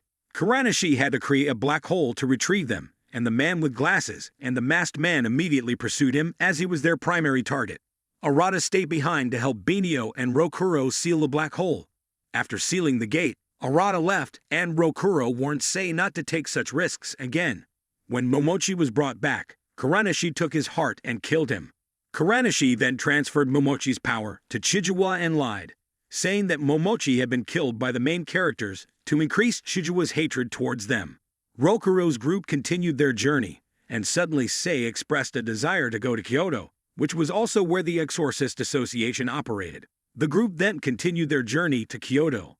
Along the way, Mayura texted to check in on them. Hearing that all three were going to Kyoto, Mayura hoped that Benio would be able to improve her relationship with Rokuro there. Rokuro, however, was uncertain about what awaited them in Kyoto. Meanwhile, back at the dormitory, every time Ryogo's group went to exorcise evil spirits, Mayura would always tag along. But being new to the job, she was still clumsy and often became a burden when facing tough opponents. For these kinds of spirits, even with only half his strength, Seigen could still handle them. That night, Mayura felt quite upset about her lack of usefulness. She accidentally saw Simon in the bathroom. Outwardly, Simon seemed calm, but once he closed the door, he was embarrassed because she had seen everything. Simon, due to the black hole incident, had to travel frequently. Learning that Mayura was Seigen's daughter, Simon thought she might have talent. However, Seigen bluntly stated that Mayura couldn't learn how to use exorcism equipment. Seigen had no intention of returning to the Heavenly Command Council and wanted to find someone soon who could replace his position in the council. Mayura then tried hard to train, with Simon coming to practice with her, and she asked Simon to teach her, but Simon refused, saying that teaching a weakling would only slow him down. Simon wanted to know the reason she wanted to become stronger, and seeing her determination, he decided to train her. The next day, Mayura, with a few injuries, went to school and lied to everyone that she had fallen. Simon remembered Mayura's determined look, which resembled his own when he begged Seigen to teach him. Meanwhile, Arima divined that the next place a black hole would appear was the town where Rokuro once lived. Arima knew there must be some conspiracy behind it. At this time, Mayura had been taught by Simon how to use the rock shooting technique that Rokuro often used. This technique was excellent for supporting from the rear lines. After just a few tries, she grasped its operation. Simon was also amazed at how quickly she learned. After the training session, Mayura realized that Seigen must have also trained Simon, as their teaching methods were quite similar. She had never known Seigen's role as an exorcist, so she thought Simon might know more about him than she did. He recounted how Seigen had once saved him. At that time, he was attacked by an evil spirit, and Sagan came to his rescue, giving him a reason to become stronger. From then on, he viewed Sagan as a role model to aspire to. Suddenly, Arima called to inform them about a black hole, so Mayura and Simon quickly rushed to check it out. Knowing her friends were still inside, Mayura ran in without thinking. She found her friend but was discovered by the evil spirit, which was a high-level one, nearly evolved, making it tough to deal with. Mayura used the rock shooting technique, but it had no effect, forcing her to hide her friend. Once they were safe, she left her friend in a barrier and ran off alone to distract the spirit. Simon had to rescue her before she was caught. He decided to show Mayura what it meant to be a heavenly king with the unique ability to fly. He flew towards the evil spirit, his wings unfurling and sliced through it, completely purifying it. He also conveniently sealed the black hole. Mayura then healed her friend who had been poisoned by the toxic fumes, and Simon decided to befriend her. Sagan arrived and was surprised to find them so close. Meanwhile, Rokuro received a call from his uncle, who wanted him to take Sei to meet Arima. At this time, Subaru had found what Arima had requested and called him over. They planned to deal with it to prevent any more Black Dragon points from opening. However, handling this required a large amount of magic, so Arima's assistant thought he should explain his plan to the entire Heavenly Council and the two main characters.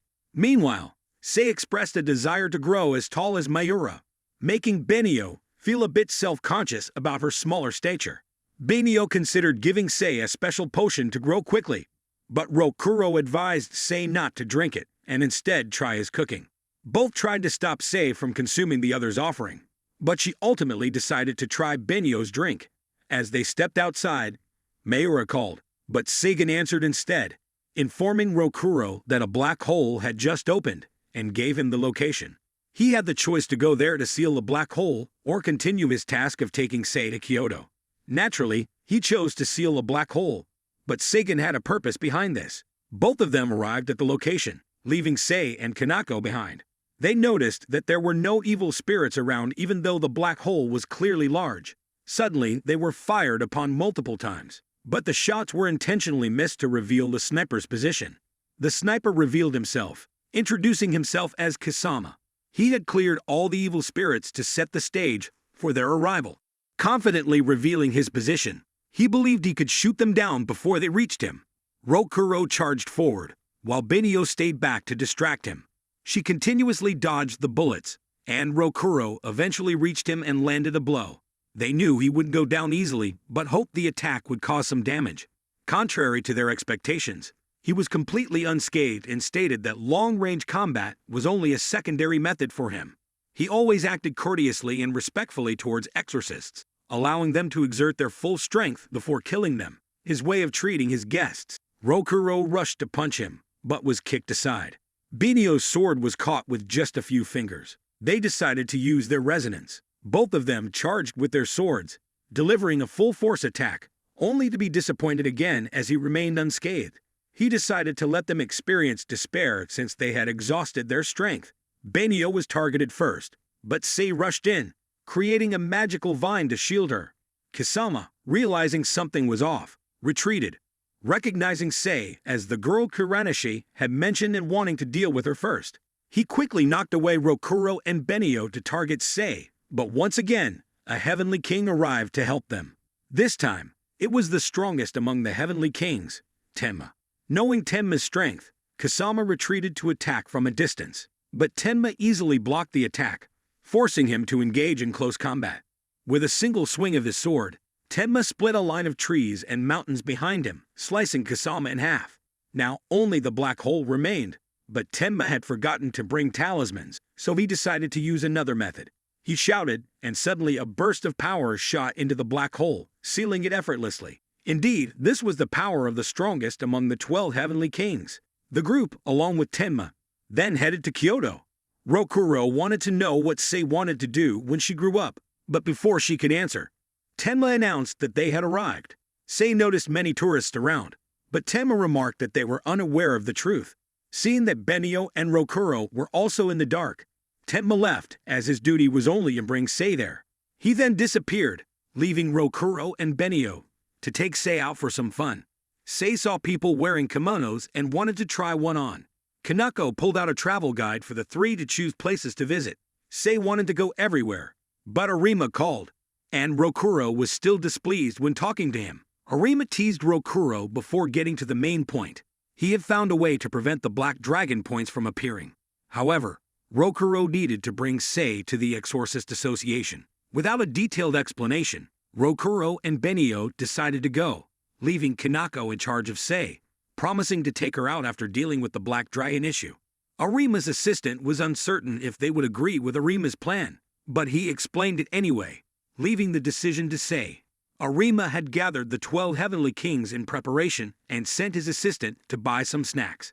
As soon as the assistant left, Arima was impaled, but it was only a decoy. He knew Kuranashi had emerged, fearing the black holes would be sealed permanently. Realizing Arima wasn't an easy target, Kuranashi tried to escape but was held back. Arima summoned his divine beast to chase Kuranashi into the evil spirit realm. Kuranashi thought he could handle Arima without the 12 heavenly kings, but it wasn't so simple. Meanwhile, Rokuro's group arrived at the association's gate, but strangely, no one was guarding it. Suddenly, the gate opened, and Sei walked in, seemingly very familiar with the place.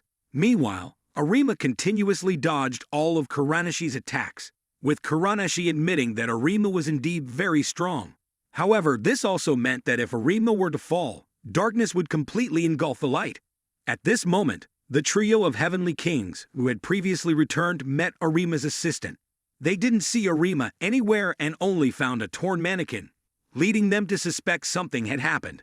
Arima was surrounded by evil spirits, but with just one word, he purified them all simultaneously. He then used his exorcism weapon and launched a fierce attack, breaking a piece of Kuranashi's mask. However, Arima had fallen into Kuranashi's trap, being sealed within his spell, where he would gradually die. Despite this, Arima did not seem worried. Meanwhile, Sei led Rokuro and Benio to the meeting place of the heavenly kings. The group then reunited with Subaru, who explained that this was where Sei belonged. This area served as the boundary separating the evil spirit realm from the real world. The strongest exorcist ever was said to have created this boundary, and the Exorcist Association had built around it to protect it. However, evolved evil spirits had infiltrated and destroyed one of the branches of the boundary, destabilizing the barrier and causing black holes to appear everywhere. The lost branch was, in fact, Sei. Suddenly, all the black holes across the country closed. Simon reported this phenomenon to Saigon, who was clueless about what was happening, while Rokuro couldn't believe Subaru's words. However, Subaru knew they had seen enough strange things about Sei, including how she could find her way back here without guidance. Unexpectedly, Kuranashi appeared and opened an enormous black hole. Subaru wasn't worried. As long as Sei accepted to return, the evil spirits and the black hole would disappear. However, this meant Sei would never return. Rokuro couldn't accept this, but it was the best solution. Nonetheless, there was a second option. The 12 heavenly kings could perform a ritual to restore the branch.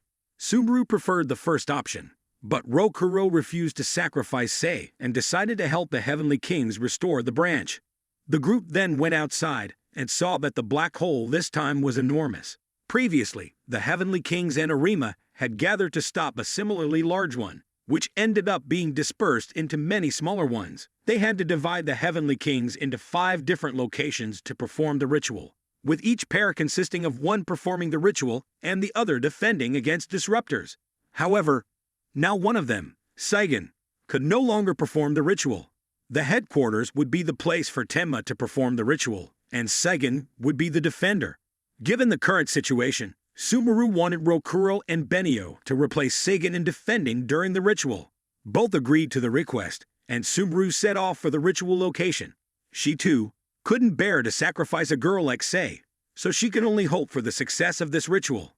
Suddenly, Arima's assistant and the group of 3 arrived to inform Subaru that Arima seemed to have been attacked. They had lost Arima's signal, suspecting something had happened to him. Rokuro's group then went to the streets, deciding to eliminate the monsters there.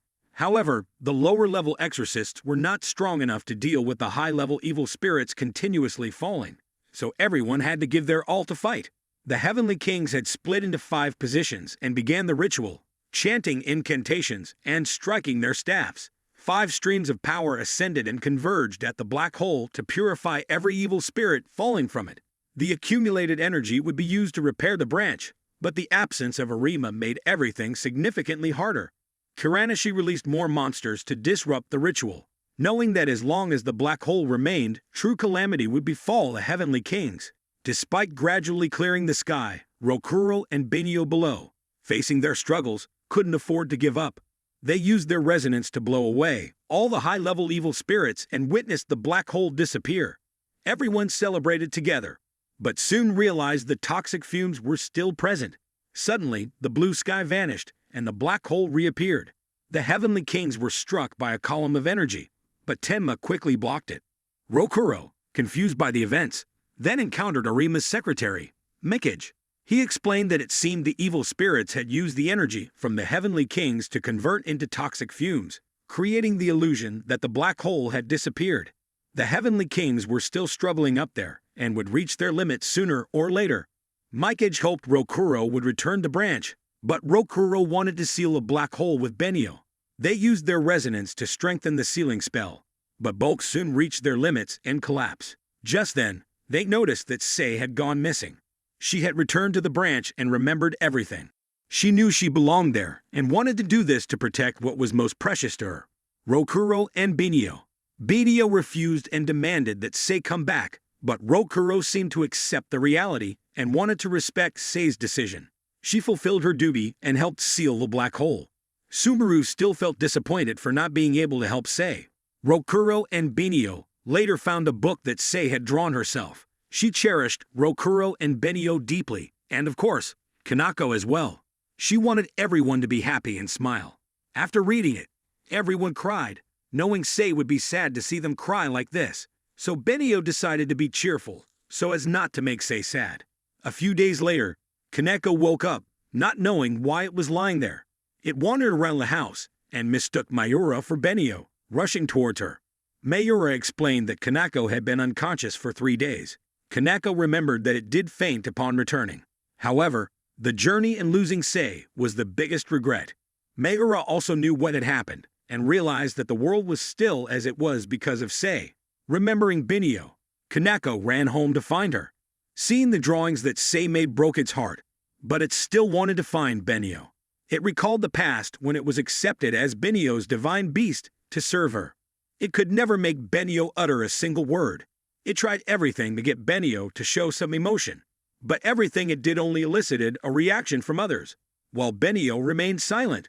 One day, Benio was sad seeing others happy with their families, so Kanako took her to a temple on the mountain to look at the view.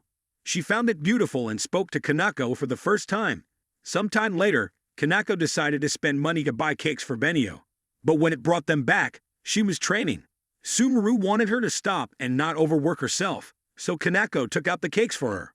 However, Benio stubbornly continued training, knocking the cakes aside, causing Kanako to leave in a huff. Realizing she had been too harsh, Benio felt regretful. Kanako later overheard Subaru explaining Benio's situation and decided to find her, feeling it had overreacted. Kanako went up the mountain to find her and met her there. Benio thanked Kanako for buying the cakes and showed her the view. Kanako promised to always stay by Benio's side, now understanding that Benio must be heartbroken over Sei and needed her support. They met on the way back, with Rokuro joining them, and the three returned home to eat together. Kanako and Benio still had the habit of preparing 4 portions, as if Sei were still with them. Though it was painful, Rokuro believed that Sei would always be with them in spirit, so they should not cry. Kanako decided to eat the cakes to lift their spirits, reminding Benio of the time they used to eat cakes together. Meanwhile, Mikage decided to step up as the chief exorcist in Arima's absence to prevent further chaos. The next morning, Rokuro took Benio to visit their old dormitory, the site of the past tragedy, to pay respects to Rokuro's old friends. He reflected on how much had happened since they accidentally met and pursued a shared dream.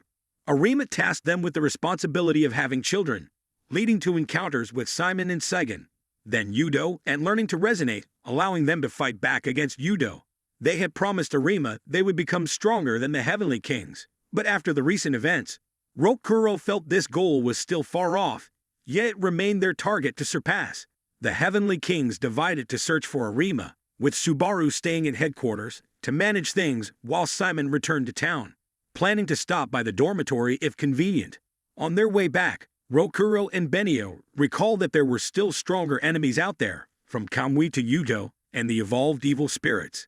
Upon returning to the dormitory, they heard that Ryogo and the others were still diligently working. Rokuro asked where Savin was and then went to find him. Rokuro wanted to know who he really was and what had happened before he came to the dormitory. Seigen, not wanting to hide anything anymore, decided to reveal the truth. Benio intended to leave, but Rokuro wanted her to stay and listen with him. He was found in the evil spirit realm, and Rokuro remained calm upon hearing this. He had suspected it, because he felt that he and Sei were very similar. Benio also knew he wasn't ordinary, as he had miraculously recovered after being stabbed by Yuto. She wanted Rokuro to just be himself. Suddenly, Kanako sensed an evil spirit, so Rokuro and Benio crossed over to the other realm and encountered the evolved evil spirit, Suzu. She had been waiting for them for so long that she had already dealt with the lesser evil spirits herself. She only wanted to observe them, thinking they would be devastated by Sei's departure, but they seemed to be coping well. Rokuro wanted to know her plans, but she didn't know either. When she asked about his future plans, he couldn't answer. To her, the invasion of evil spirits into the real world meant nothing. She, like Kamui, saw only her own pleasure. She started playing music and dancing, prompting Benio and Rokuro to join in. Still uncertain about their next steps, Suzu decided to leave after seeing them enjoy themselves. Rokuro resolved to do what he could and hoped Benio would continue to support him. Meanwhile, Kuranishi crafted a new mask for himself. Rokuro and Benio visited the place where Seigen first found Rokuro, hoping he would remember something, but it wasn't easy. Mikage, using magic, seemed to discern Arima's location and called for a meeting of all the Heavenly Kings. Kuranishi, hearing that the Heavenly Kings were gathering in Kyoto, prepared to bring disaster upon them. Uncle Narumi returned home to his family, who were all exorcists. His wife asked about Arima, but he concealed Arima's disappearance to prevent worry. Two other Heavenly Kings were idle due to a lack of patience at their clinic. Kengo wanted to finish school quickly to return, and Simon, having just disembarked from Arata's ship, had finished binge-watching the latest season of anime. Cordelia often played with children, while Tenma spent his money on food and entertainment. Subaru and Tatara were traveling through the evil spirit realm, searching but only detecting Kuranishi's scent, not Arima's. The blonde girl is Sakura, and the pink-haired girl is Miku. Despite her appearance, Miku is friends with Sakura's father, who died on a mission, leaving Miku to care for Sakura. At the meeting, Tenma teased Miku for being 50 years old despite her young appearance. Mikage found it difficult to reveal the reason for the meeting, but everyone pressured him to disclose that there was a prophecy indicating Arima's death. Everyone lost their composure, but such news was hard to believe. If true, Kuranishi was responsible. At that moment, Kuranishi was planning an attack with the gluttonous evil spirit Moro, who had been raised and nurtured by him, and was now devoted to him. Kuranishi noticed the exorcists had let their guard down, believing they had eliminated all the Black Dragon points. However, he had infected many exorcists with toxic fumes. While they had purified the fumes from civilians, they hadn't done so for themselves. The Heavenly Kings decided to split up across the country to exorcise spirits and hunt Kuranishi. As everyone set off, Mikage had a separate request for Simon. The next morning, when Rokuro's group arrived at school, they found Simon there. He was there to inform them that a battle with evolved evil spirits was imminent. Tatara and Subaru would soon join them, and Simon wanted Rokuro to stay out of the way. Knowing he was weak, Rokuro asked Simon to train him, and the two girls also wanted to train, but Simon refused. They then decided to attack Simon to prove their capability. That night, when they returned to the dormitory, all three were injured, while Simon was unscathed. He felt he had gone too easy on them. However, he admitted to Mayura that she had improved since their last training. As they were chatting, Seigen appeared. Meanwhile, Miku and Sakura traveled together, with Miku reminiscing about her past love when looking at Sakura. Miku had secretly loved Sakura's father. She had rejected all arranged marriages by her family and handcrafted a teddy bear to give to the man she loved. However, because of her tsundere nature, she let him slip away to someone else. Returning to the present, Maiku and Sakura encountered the evil spirit Moro. Hearing her name, Sakura realized Moro was the one who killed her father. Losing her composure, Sakura charged at Moro. Sakura's impulsive attack frustrated Maiku, as both father and daughter shared the same stubborn trait, never listening to anyone. Since Sakura had drawn Moro away, Maiku had to deal with the large evil spirit alone. Moro didn't know who Sakura was, so Sakura explained her grudge against Moro. However, like Kamu, Moro didn't remember the people she killed, including Sakura's father. Moro enlarged her hands and punched Sakura, sending her flying into a house. At this moment, Maiku finished dealing with another evil spirit and came to assist. She sent dolls flying around Moro to electrocute her. While Maiku attended to Sakura, Moro stomped down, and when Maiku dodged, it hit Sakura. Distracted, Maiku was also struck. Maiku urged Sakura to run, but Moro wouldn't let anyone escape and targeted Sakura first. Maiku used her teddy bears to create a smokescreen to help them escape, but Moro could still smell them, preventing a far escape. Carrying Sakura, Maiku recalled her promise to Sakura's father to take care of her. Sakura woke up and felt that being with Maiku was like being with a second mother. She decided to follow Maiku's instructions and not act rashly, as they both shared the goal of defeating Moro for revenge. Maiku then appeared before Moro, enlarging a teddy bear and transforming it into armor for battle. Although it looked ugly, its attack power was formidable, sending Moro flying with a punch. Infuriated, Moro grew larger to engage in a fistfight. She tore into the teddy bear and grabbed Maiku, but then Sakura attacked her. Moro was once again flattened, calling Maiku a kid, prompting Maiku to remind her that she was the oldest of the 12 heavenly kings. Maiku then enveloped Moro in a mass of teddy bears and set them ablaze, while Sakura charged in to deliver the final blow, completely defeating her. The two celebrated their victory as they left, while Moro, in her last moments, met with Kuranashi. She decided to offer her remaining strength to him to give him an advantage in the future. Meanwhile, Rokuro and Benio were poring over records to investigate the first and strongest exorcist who created the Sei boundary. The more they searched, the more confused they became, as there was very little information available about this person. Kuranashi had already begun his plan. Because of the toxic fumes still in her body, Kiyomi fell under Kuranashi's control. She and many other exorcists went to the lake and crossed into the evil spirit realm during the night. The next morning, Benio woke up and went to the basement, finding Rokuro and Seigen training. Seigen left and Benio scolded Rokuro for training alone, but he felt he needed to become stronger as soon as possible. When Mayura came to call him for school, she thought they were being affectionate with each other. Rokuro noticed that even though Seigen had lost half his strength, he was still very strong. He had asked Seigen to train him that morning, but Seigen could only help him once before needing to return home for his wife's cooking. Rokuro joked he would take responsibility if Seigen got scolded by his wife. Rokuro thought he had become stronger, but it seemed he had not improved much. The group then discovered that Simon had transferred into their class to monitor and protect them. Simon's mission was to safeguard the couple because they were still the last resort to give birth to the child of the gods. However, if they couldn't protect themselves, Simon wouldn't acknowledge them.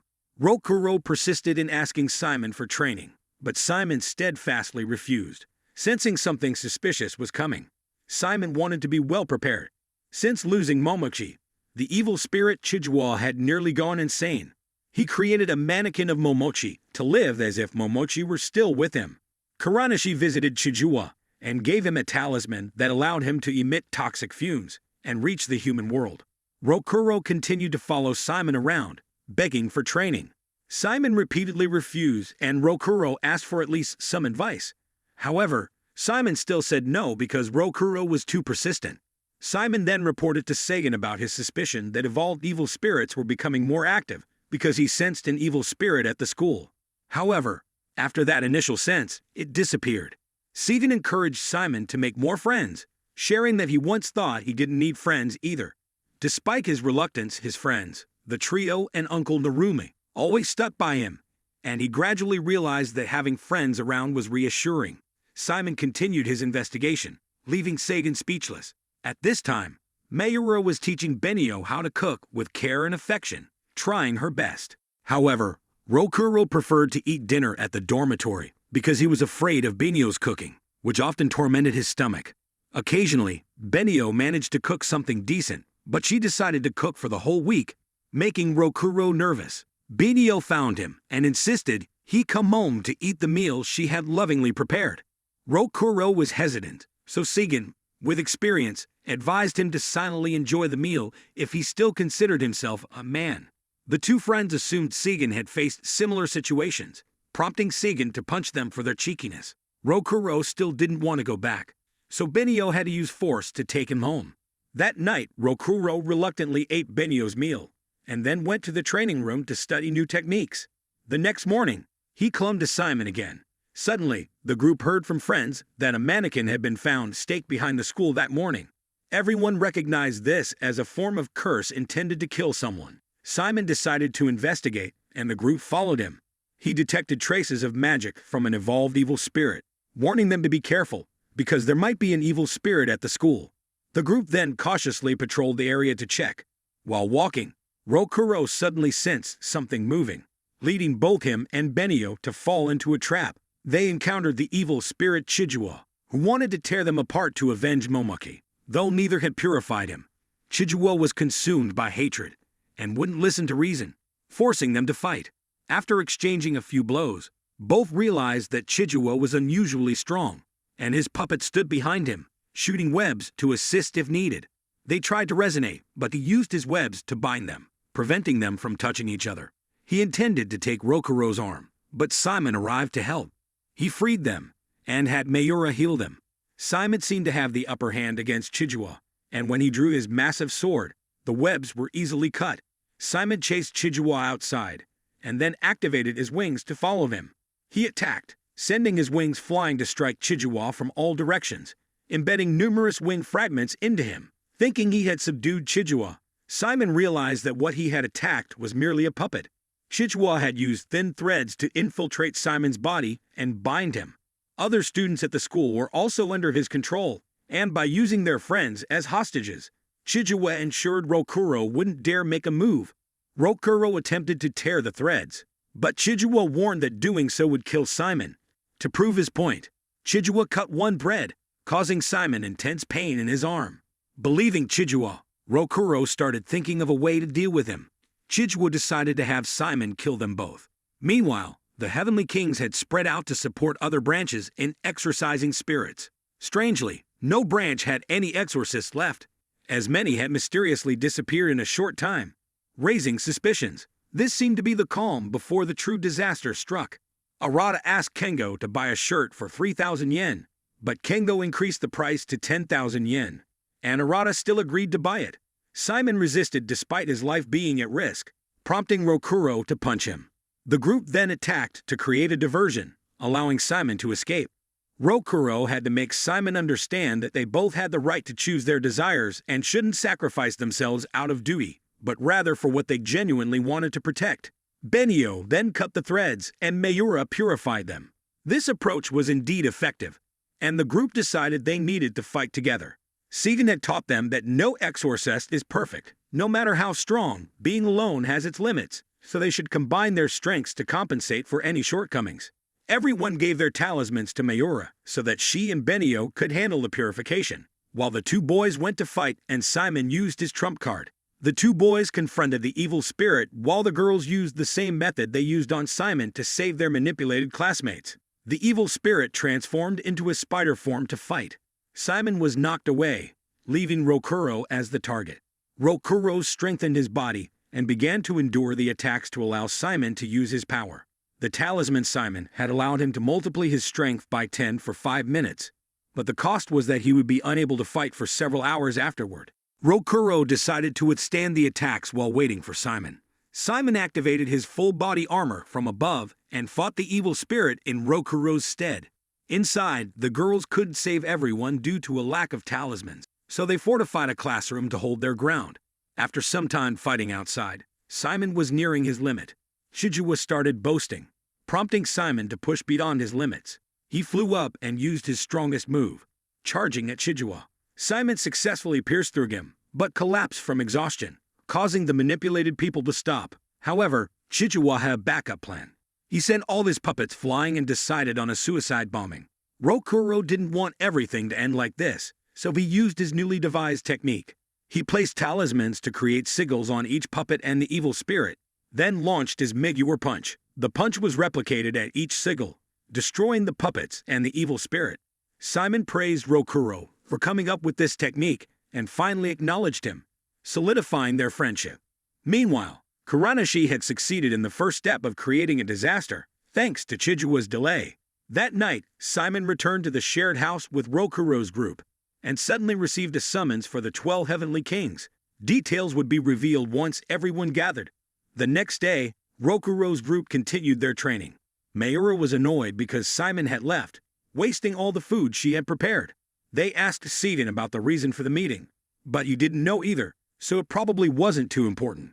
Upon arriving in class, Rokuro collapsed from overexertion and suddenly discovered a love letter in his desk. Mayura insisted he respond properly. Meanwhile, Simon met with 3 of the Heavenly Kings, with the others arriving later. Sumeru informed them that the magic convergence points had been mapped out. Rokuro then encountered the girl who had rejected him at the beginning of the series.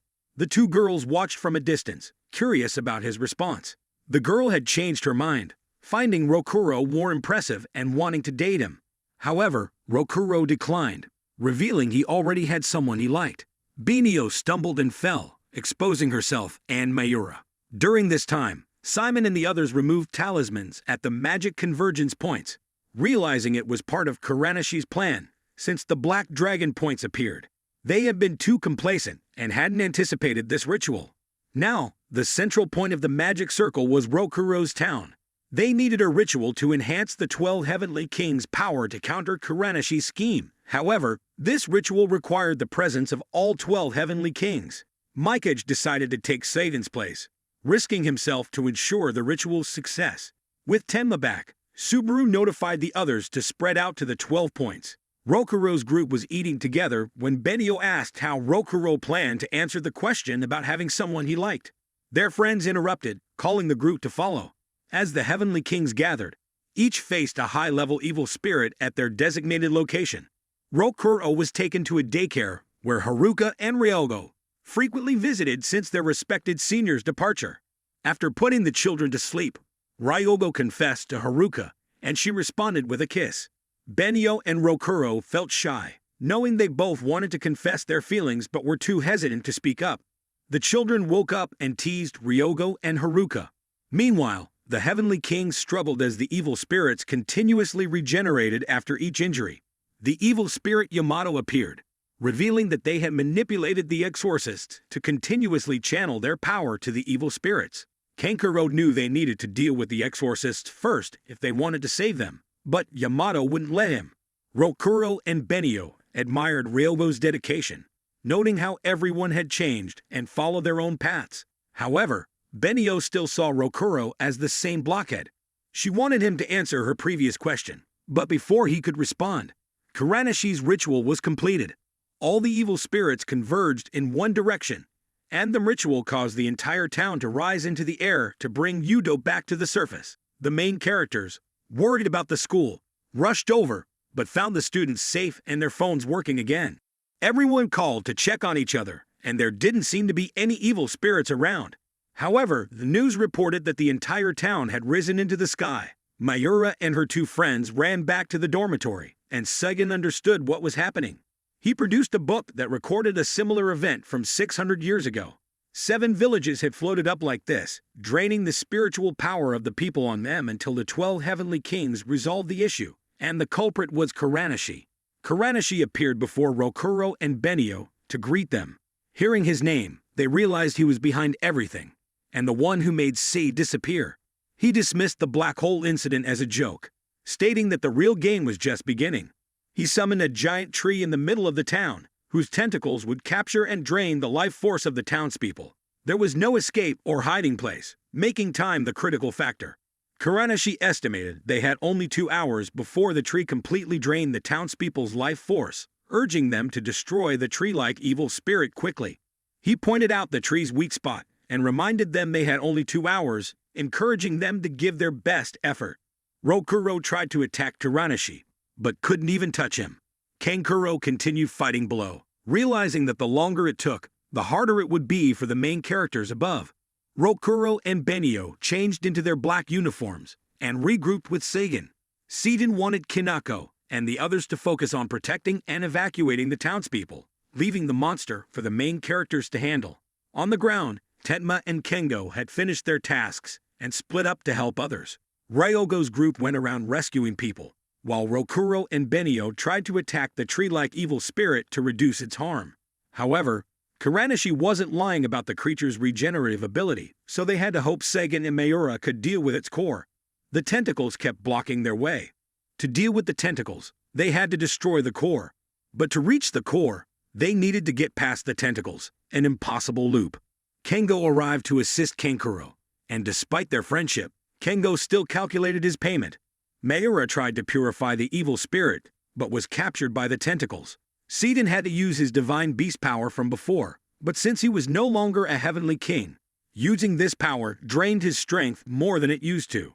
Rokuro and Benio knew their attacks had little effect on the evil spirit, but they kept trying to minimize its attacks and destruction of the city.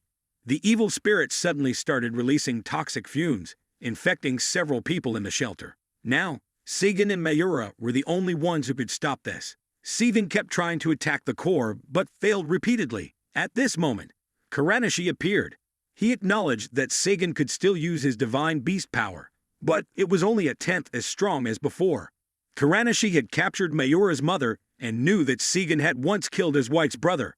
Years ago, Sagan had worn a mask to assassinate him, and then erased his wife's memory of her brother's existence. Now, Kuranishi wanted to play a game to see if Sagan could save his wife before Kuranishi drained her life force. Sagan used all his strength to activate his full-body armor and charge at Kuranishi, managing to land a single blow before exhausting himself. However, Kuranishi remained unscathed and quickly regenerated. Kuranishi pushed Sagan aside. Seeing Mayura's fear, he didn't even bother to attack her.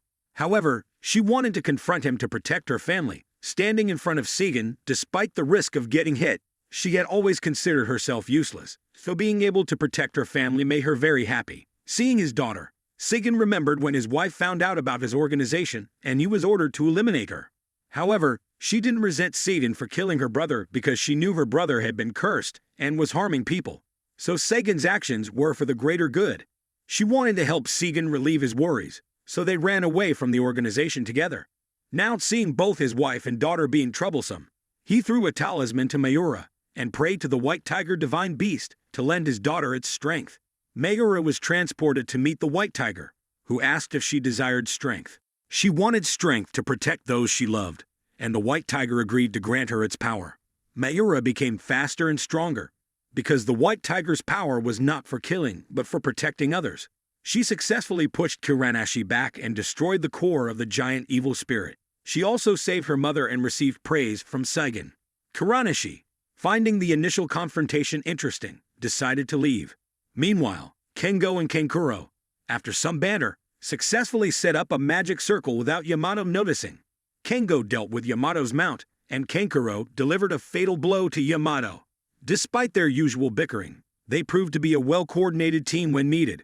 Rokuro and Benio realized that the evil spirit was no longer regenerating, indicating that Sagan and Mayura had succeeded. Now their task was to finish off the remaining threat. The Heavenly Kings were struggling against the high-level evil spirits, but with Tenma providing support, they managed to keep the situation under control for the time being. Rokuro and Benio identified the second weak point of the evil spirit, which was its eye, and focused on it.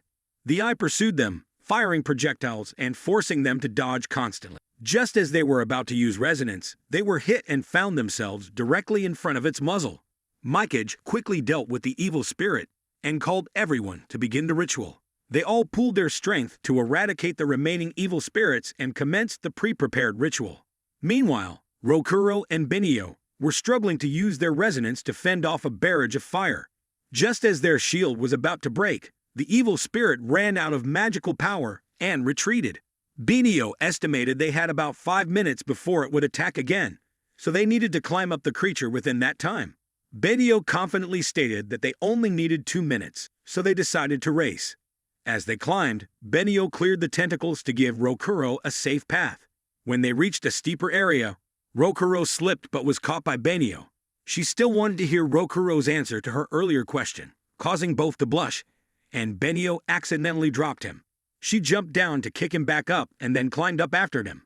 Combining their resonance with their swords, they successfully destroy the evil spirit, but both reached their limit and fell. Rokuro grabbed Benio, and just before hitting the ground, used his hammer to create a shield, saving them both. They reunited with Kanako and Seigen, who informed them that the toxic fumes had dissipated and the town was falling. However, the 12 Heavenly Kings were handling the descent, so they could rest, but both still had some fight left, so Seigen borrowed Kanako for a bit longer. The Heavenly Kings did their best to lower the town, while Rokuro and Benio reassured the townspeople, telling them not to worry. Suddenly, they saw a boy running off and followed him. They found the boy trying to save a dog trapped in a car, so Rokuro rushed to help. He saved the dog just as the ground collapsed beneath them, but the Heavenly Kings managed to safely land the town, so Rokuro was unharmed. He returned the dog to the boy, and he and Benio slid down together. As they were about to confess their feelings, Kuranishi's energy pillars appeared. He had captured all 12 Heavenly Kings. Rokuro and Benio turned to leave, but stopped when they saw the captured kings, confronting Kuranishi. He declared that the real game was just beginning. As he turned away, they followed him through his portal, with Seigen trying to pursue but failing to catch up. They trailed Kuranishi to a church, where he had hung the 12 Heavenly Kings. They didn't know why they had come to such a dangerous place. Rokuro wanted to save everyone, so he rushed to attack. But the binding ropes absorbed all their strength, rendering their attacks ineffective. This entire plan had been orchestrated by Kuranishi, based on Yudo's guidance. Kuranishi's plan was to open Black Dragon points across the country to release toxic fumes. Since only exorcists could purify the fumes, he used the infected as bait to lure the exorcists in. The toxic fumes allowed him to control those who inhaled them, pulling them into the demon realm. These exorcists were then used to deplete their strength. Everyone was furious at Kuranishi, and the reason he kept Rokuro and Benio alive was to put them under pressure to become stronger. The stronger they became, the more worthy they were for him to absorb. He bound them, and made them watch as he prepared to execute the 12 Heavenly Kings. He then began to drain their power, turning all 12 to stone. Rokuro and Benio were enraged seeing Kuranishi absorb the entire power of the Heavenly Kings. They decided not to flee but to stay and fight. Kuranishi was curious to see what they could do. They began to resonate and charged at him, but their attacks couldn't even scratch him. He retaliated using the power of the Heavenly Kings, noting that they were all talk with little real strength. Suddenly, Tatara broke free from the stone and revealed his face for the first time. Tatara intensely hated Kuranishi and attacked him relentlessly, forcing Kuranishi to defend. According to Benio, Tatara was the most dangerous and strongest of the 12 Heavenly Kings, attacking both allies and enemies. Tatara had held a grudge against Kuranishi for 600 years, and now unleashed his true power, transforming into a demon serpent. Tatara wrapped himself tightly around Kuranishi, breaking his shield. Kuranishi remained confident until Tatara decided to sacrifice himself to curse him. Furious at Tatara's extreme measures, Kuranishi decided to absorb Yudo to recover. He swallowed Yudo, believing he had won. However, Yudo suddenly took control from within, having anticipated this move, and turned it against Kuranishi. Thus, Yudo was reborn and returned to the world. He had waited for this day for 2 years to face Rokuro again. Both had the goal of completely defeating each other. Yudo greeted his sister, and noticed that Benio had learned to stay calm over time. Honestly, they looked like a married couple, and Yudo hoped they were strong enough to give him a worthy fight. Seigen and Mayura went to meet Ryobo's group. They found them carrying food, explaining that it was being taken to the shelter. The group was invited to help with the cooking, because an army marches on its stomach. Meanwhile, Rokuro and Benio continuously attacked Yudo, but it was futile. Despite their resonance, they couldn't harm him. Kuranishi had absorbed the power of the 12 Heavenly Kings and hundreds of exorcists, and Yudo had absorbed Kuranishi, making his power nearly limitless. Rokuro kept attacking in vain. Seeing the area was unsuitable for battle, Yudo led them to a different location below. They followed him to an octagonal room, which Yudo revealed was situated between the demon realm and the human world. Ordinary people couldn't enter this place, and it was where the first exorcist had been hibernating. However, He had died minutes before when Yuto drained his energy. Now, Yuto was the strongest exorcist, possessing the knowledge of the first exorcist. This enabled him to understand Rokuro's true nature. But Benio and Rokuro dismissed it as a taunt from Yuto. Seeing Rokuro's change, Yuto intensified his tactics. He trapped Benio in a barrier and relentlessly attacked her, taunting Rokuro to enrage him. He brought up past events and Benio to provoke Rokuro. Watching Benio weaken inside the barrier, Rokuro felt helpless. As she neared collapse, Rokuro finally lost control. He attacked Yuto, managing to wound him. Yuto aimed to enrage Rokuro further, pushing him to revert to his monstrous form, because Rokuro's true nature was that of an evil spirit. Just as Rokuro was about to transform completely, he regained his humanity. At that moment, Arima returned, remarking that it wouldn't be interesting if the leader of the Exorcist Association was easily defeated. Arima bound Yuto, but it wasn't enough to fully restrain him. However, it was sufficient for Arima to break the barrier and rescue Benio. Arima remained unfazed despite knowing Yuto possessed all the knowledge of the first exorcist. He sent his divine beast to fetch the main characters and excused himself. Not long after bringing Rokuro and Benio home, Benio regained consciousness. Arima explained to Sagan that during his entrapment by Kuranashi, he used a soul projection technique to travel back 1,000 years. He discovered the origins of this world and the exorcists. The first exorcist identified the yin and yang energy in humans. He planted a seed to create a world for human yin energy. However, the yin energy soon corrupted the world, creating evil spirits. Therefore, he established the Exorcist Association to eliminate excess yin energy, preventing it from harming the human world. Fearing the expansion of the yin realm, the first exorcist also prepared for the birth of the child of the gods. But this was nothing compared to the next revelation Arima found. He sought out Rokuro to tell him the truth about himself. Arima had tried to reveal it without shocking Rokuro, but since Yuto had already mentioned it, he decided to explain everything. Rokuro was indeed an evil spirit created from yin energy, originally named the King of Apocalypse. The first exorcist created him with the purpose of purifying humanity, because as humanity produced more negativity, evil spirits grew stronger. Rokuro was meant to erase humanity if the evil spirits became uncontrollable. Now, the only way to steer things positively was for Rokuro and Benio to give birth to the child of the gods. Returning home, Rokuro encountered Suzu. She had learned from Kuranashi how to create a black dragon hole to come here, but this one lacked toxic fumes. She had always observed Rokuro and noticed he was tormented about not being human, while paradoxically behaving like a true human. She believed that what mattered was not what he was, but what he chose to be. Suzu helped Rokuro understand and gave him the final piece of advice. He must identify what is most important to him. The town entered a phase of reconstruction and gradually returned to its previous state. While out shopping, Rokuro encountered Yuto. Yuto spoke of his desire to erase this world and told Rokuro that if he wanted to stop him, he had to defeat him. Yuto would be waiting. Otherwise, Rokuro could just wait for the world to be erased. Since waking up, Benio had been anxious and depressed to the point of not wanting to eat. Everyone tried to encourage her to eat to keep her strength up, but it had no effect. She was still haunted by the image of Rokuro losing control. She went to find Rokuro to comfort him, but he ran away. He didn't want to drag Benio into danger because his feelings for her were too deep. With the 12 heavenly kings gone, and Arima's power almost depleted, the main characters were the only hope to defeat Yuto. Rokuro made a deal with Arima to take on the responsibility of defeating Yuto instead of Benio.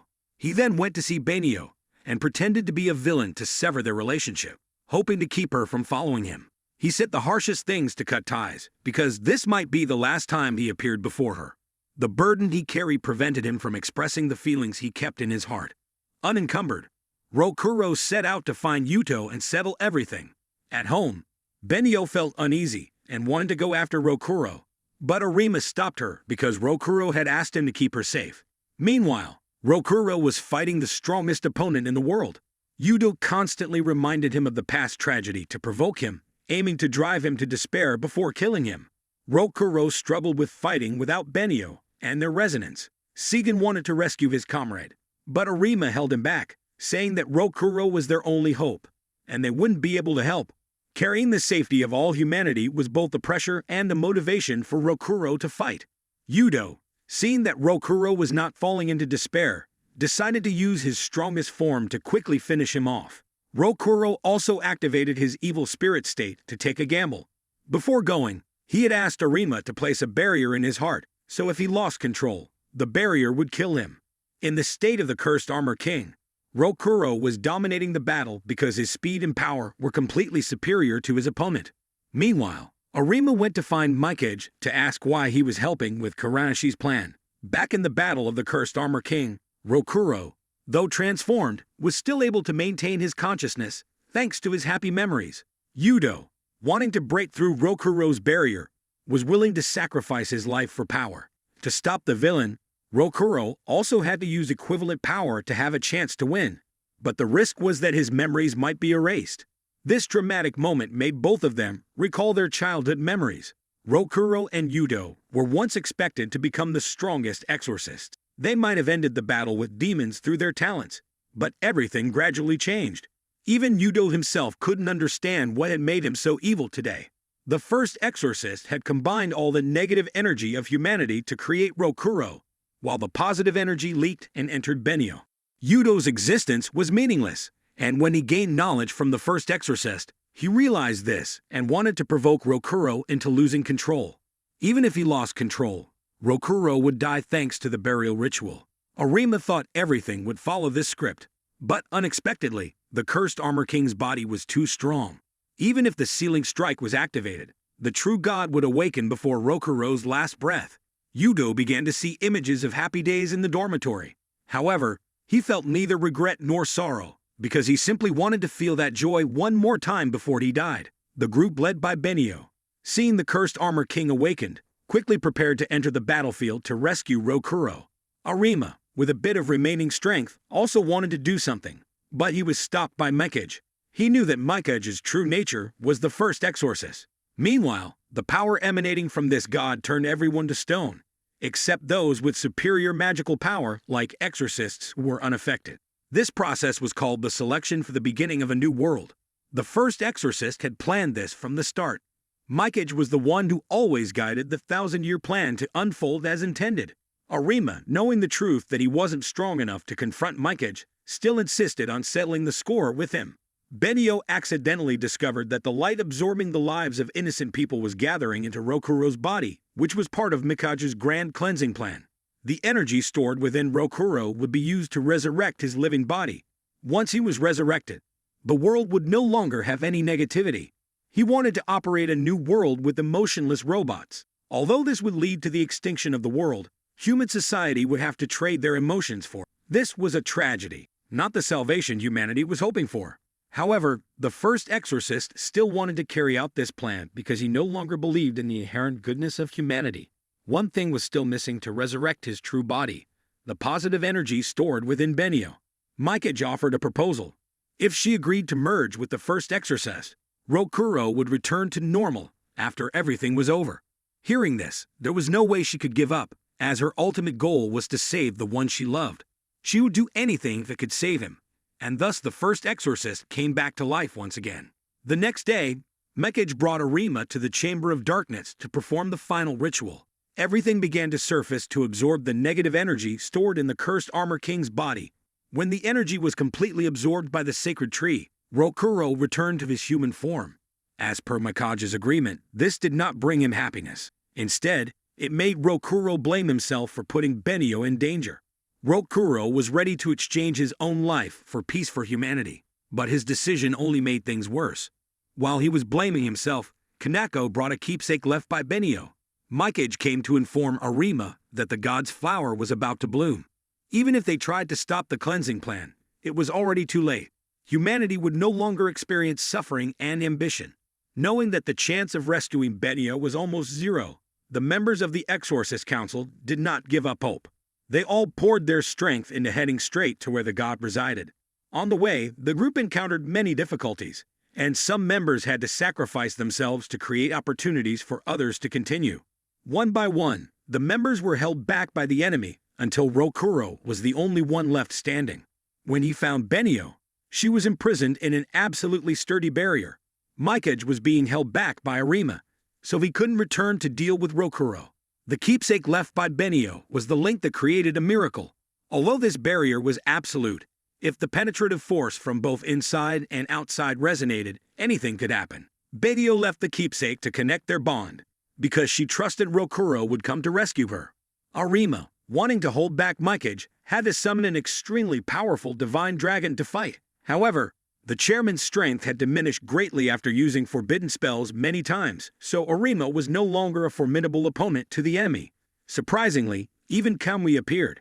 His emotions had changed since the battle with Benio. Now, he wanted to help the Exorcist group stop Mikage. Benio and Rokuro had enough time to destroy the sturdy barrier. Their romantic reunion was a culmination of emotions they had suppressed for so long. The others had played their parts well and left the rest to the protagonists of the day. The petals in the sky began to bloom, and once all the petals fell, the first exorcist's cleansing plan would be complete. He had given humanity a chance to change over the past thousands of years, but the inherent evil in humans continued to kill them. Greed kept growing, and malice always existed in everyone's hearts. He had to go this far to prove that society was beyond saving. He would end everything and start a new world from scratch. The couple found him and decided to use reasoning to enlighten him. Each person is different. They can be good or bad, but the important thing is that everyone fights for their ideals. The inherent goodness doesn't exist in the way he defined it.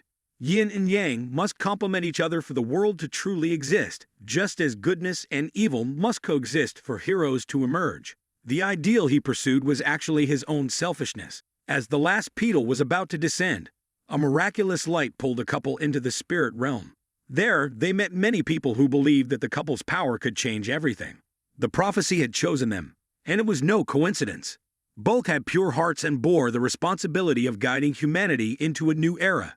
The purity of their dreams was so intense that it changed the magical color of the sacred tree, sealing the petals back with its light. The petrified souls of the people were freed as a result.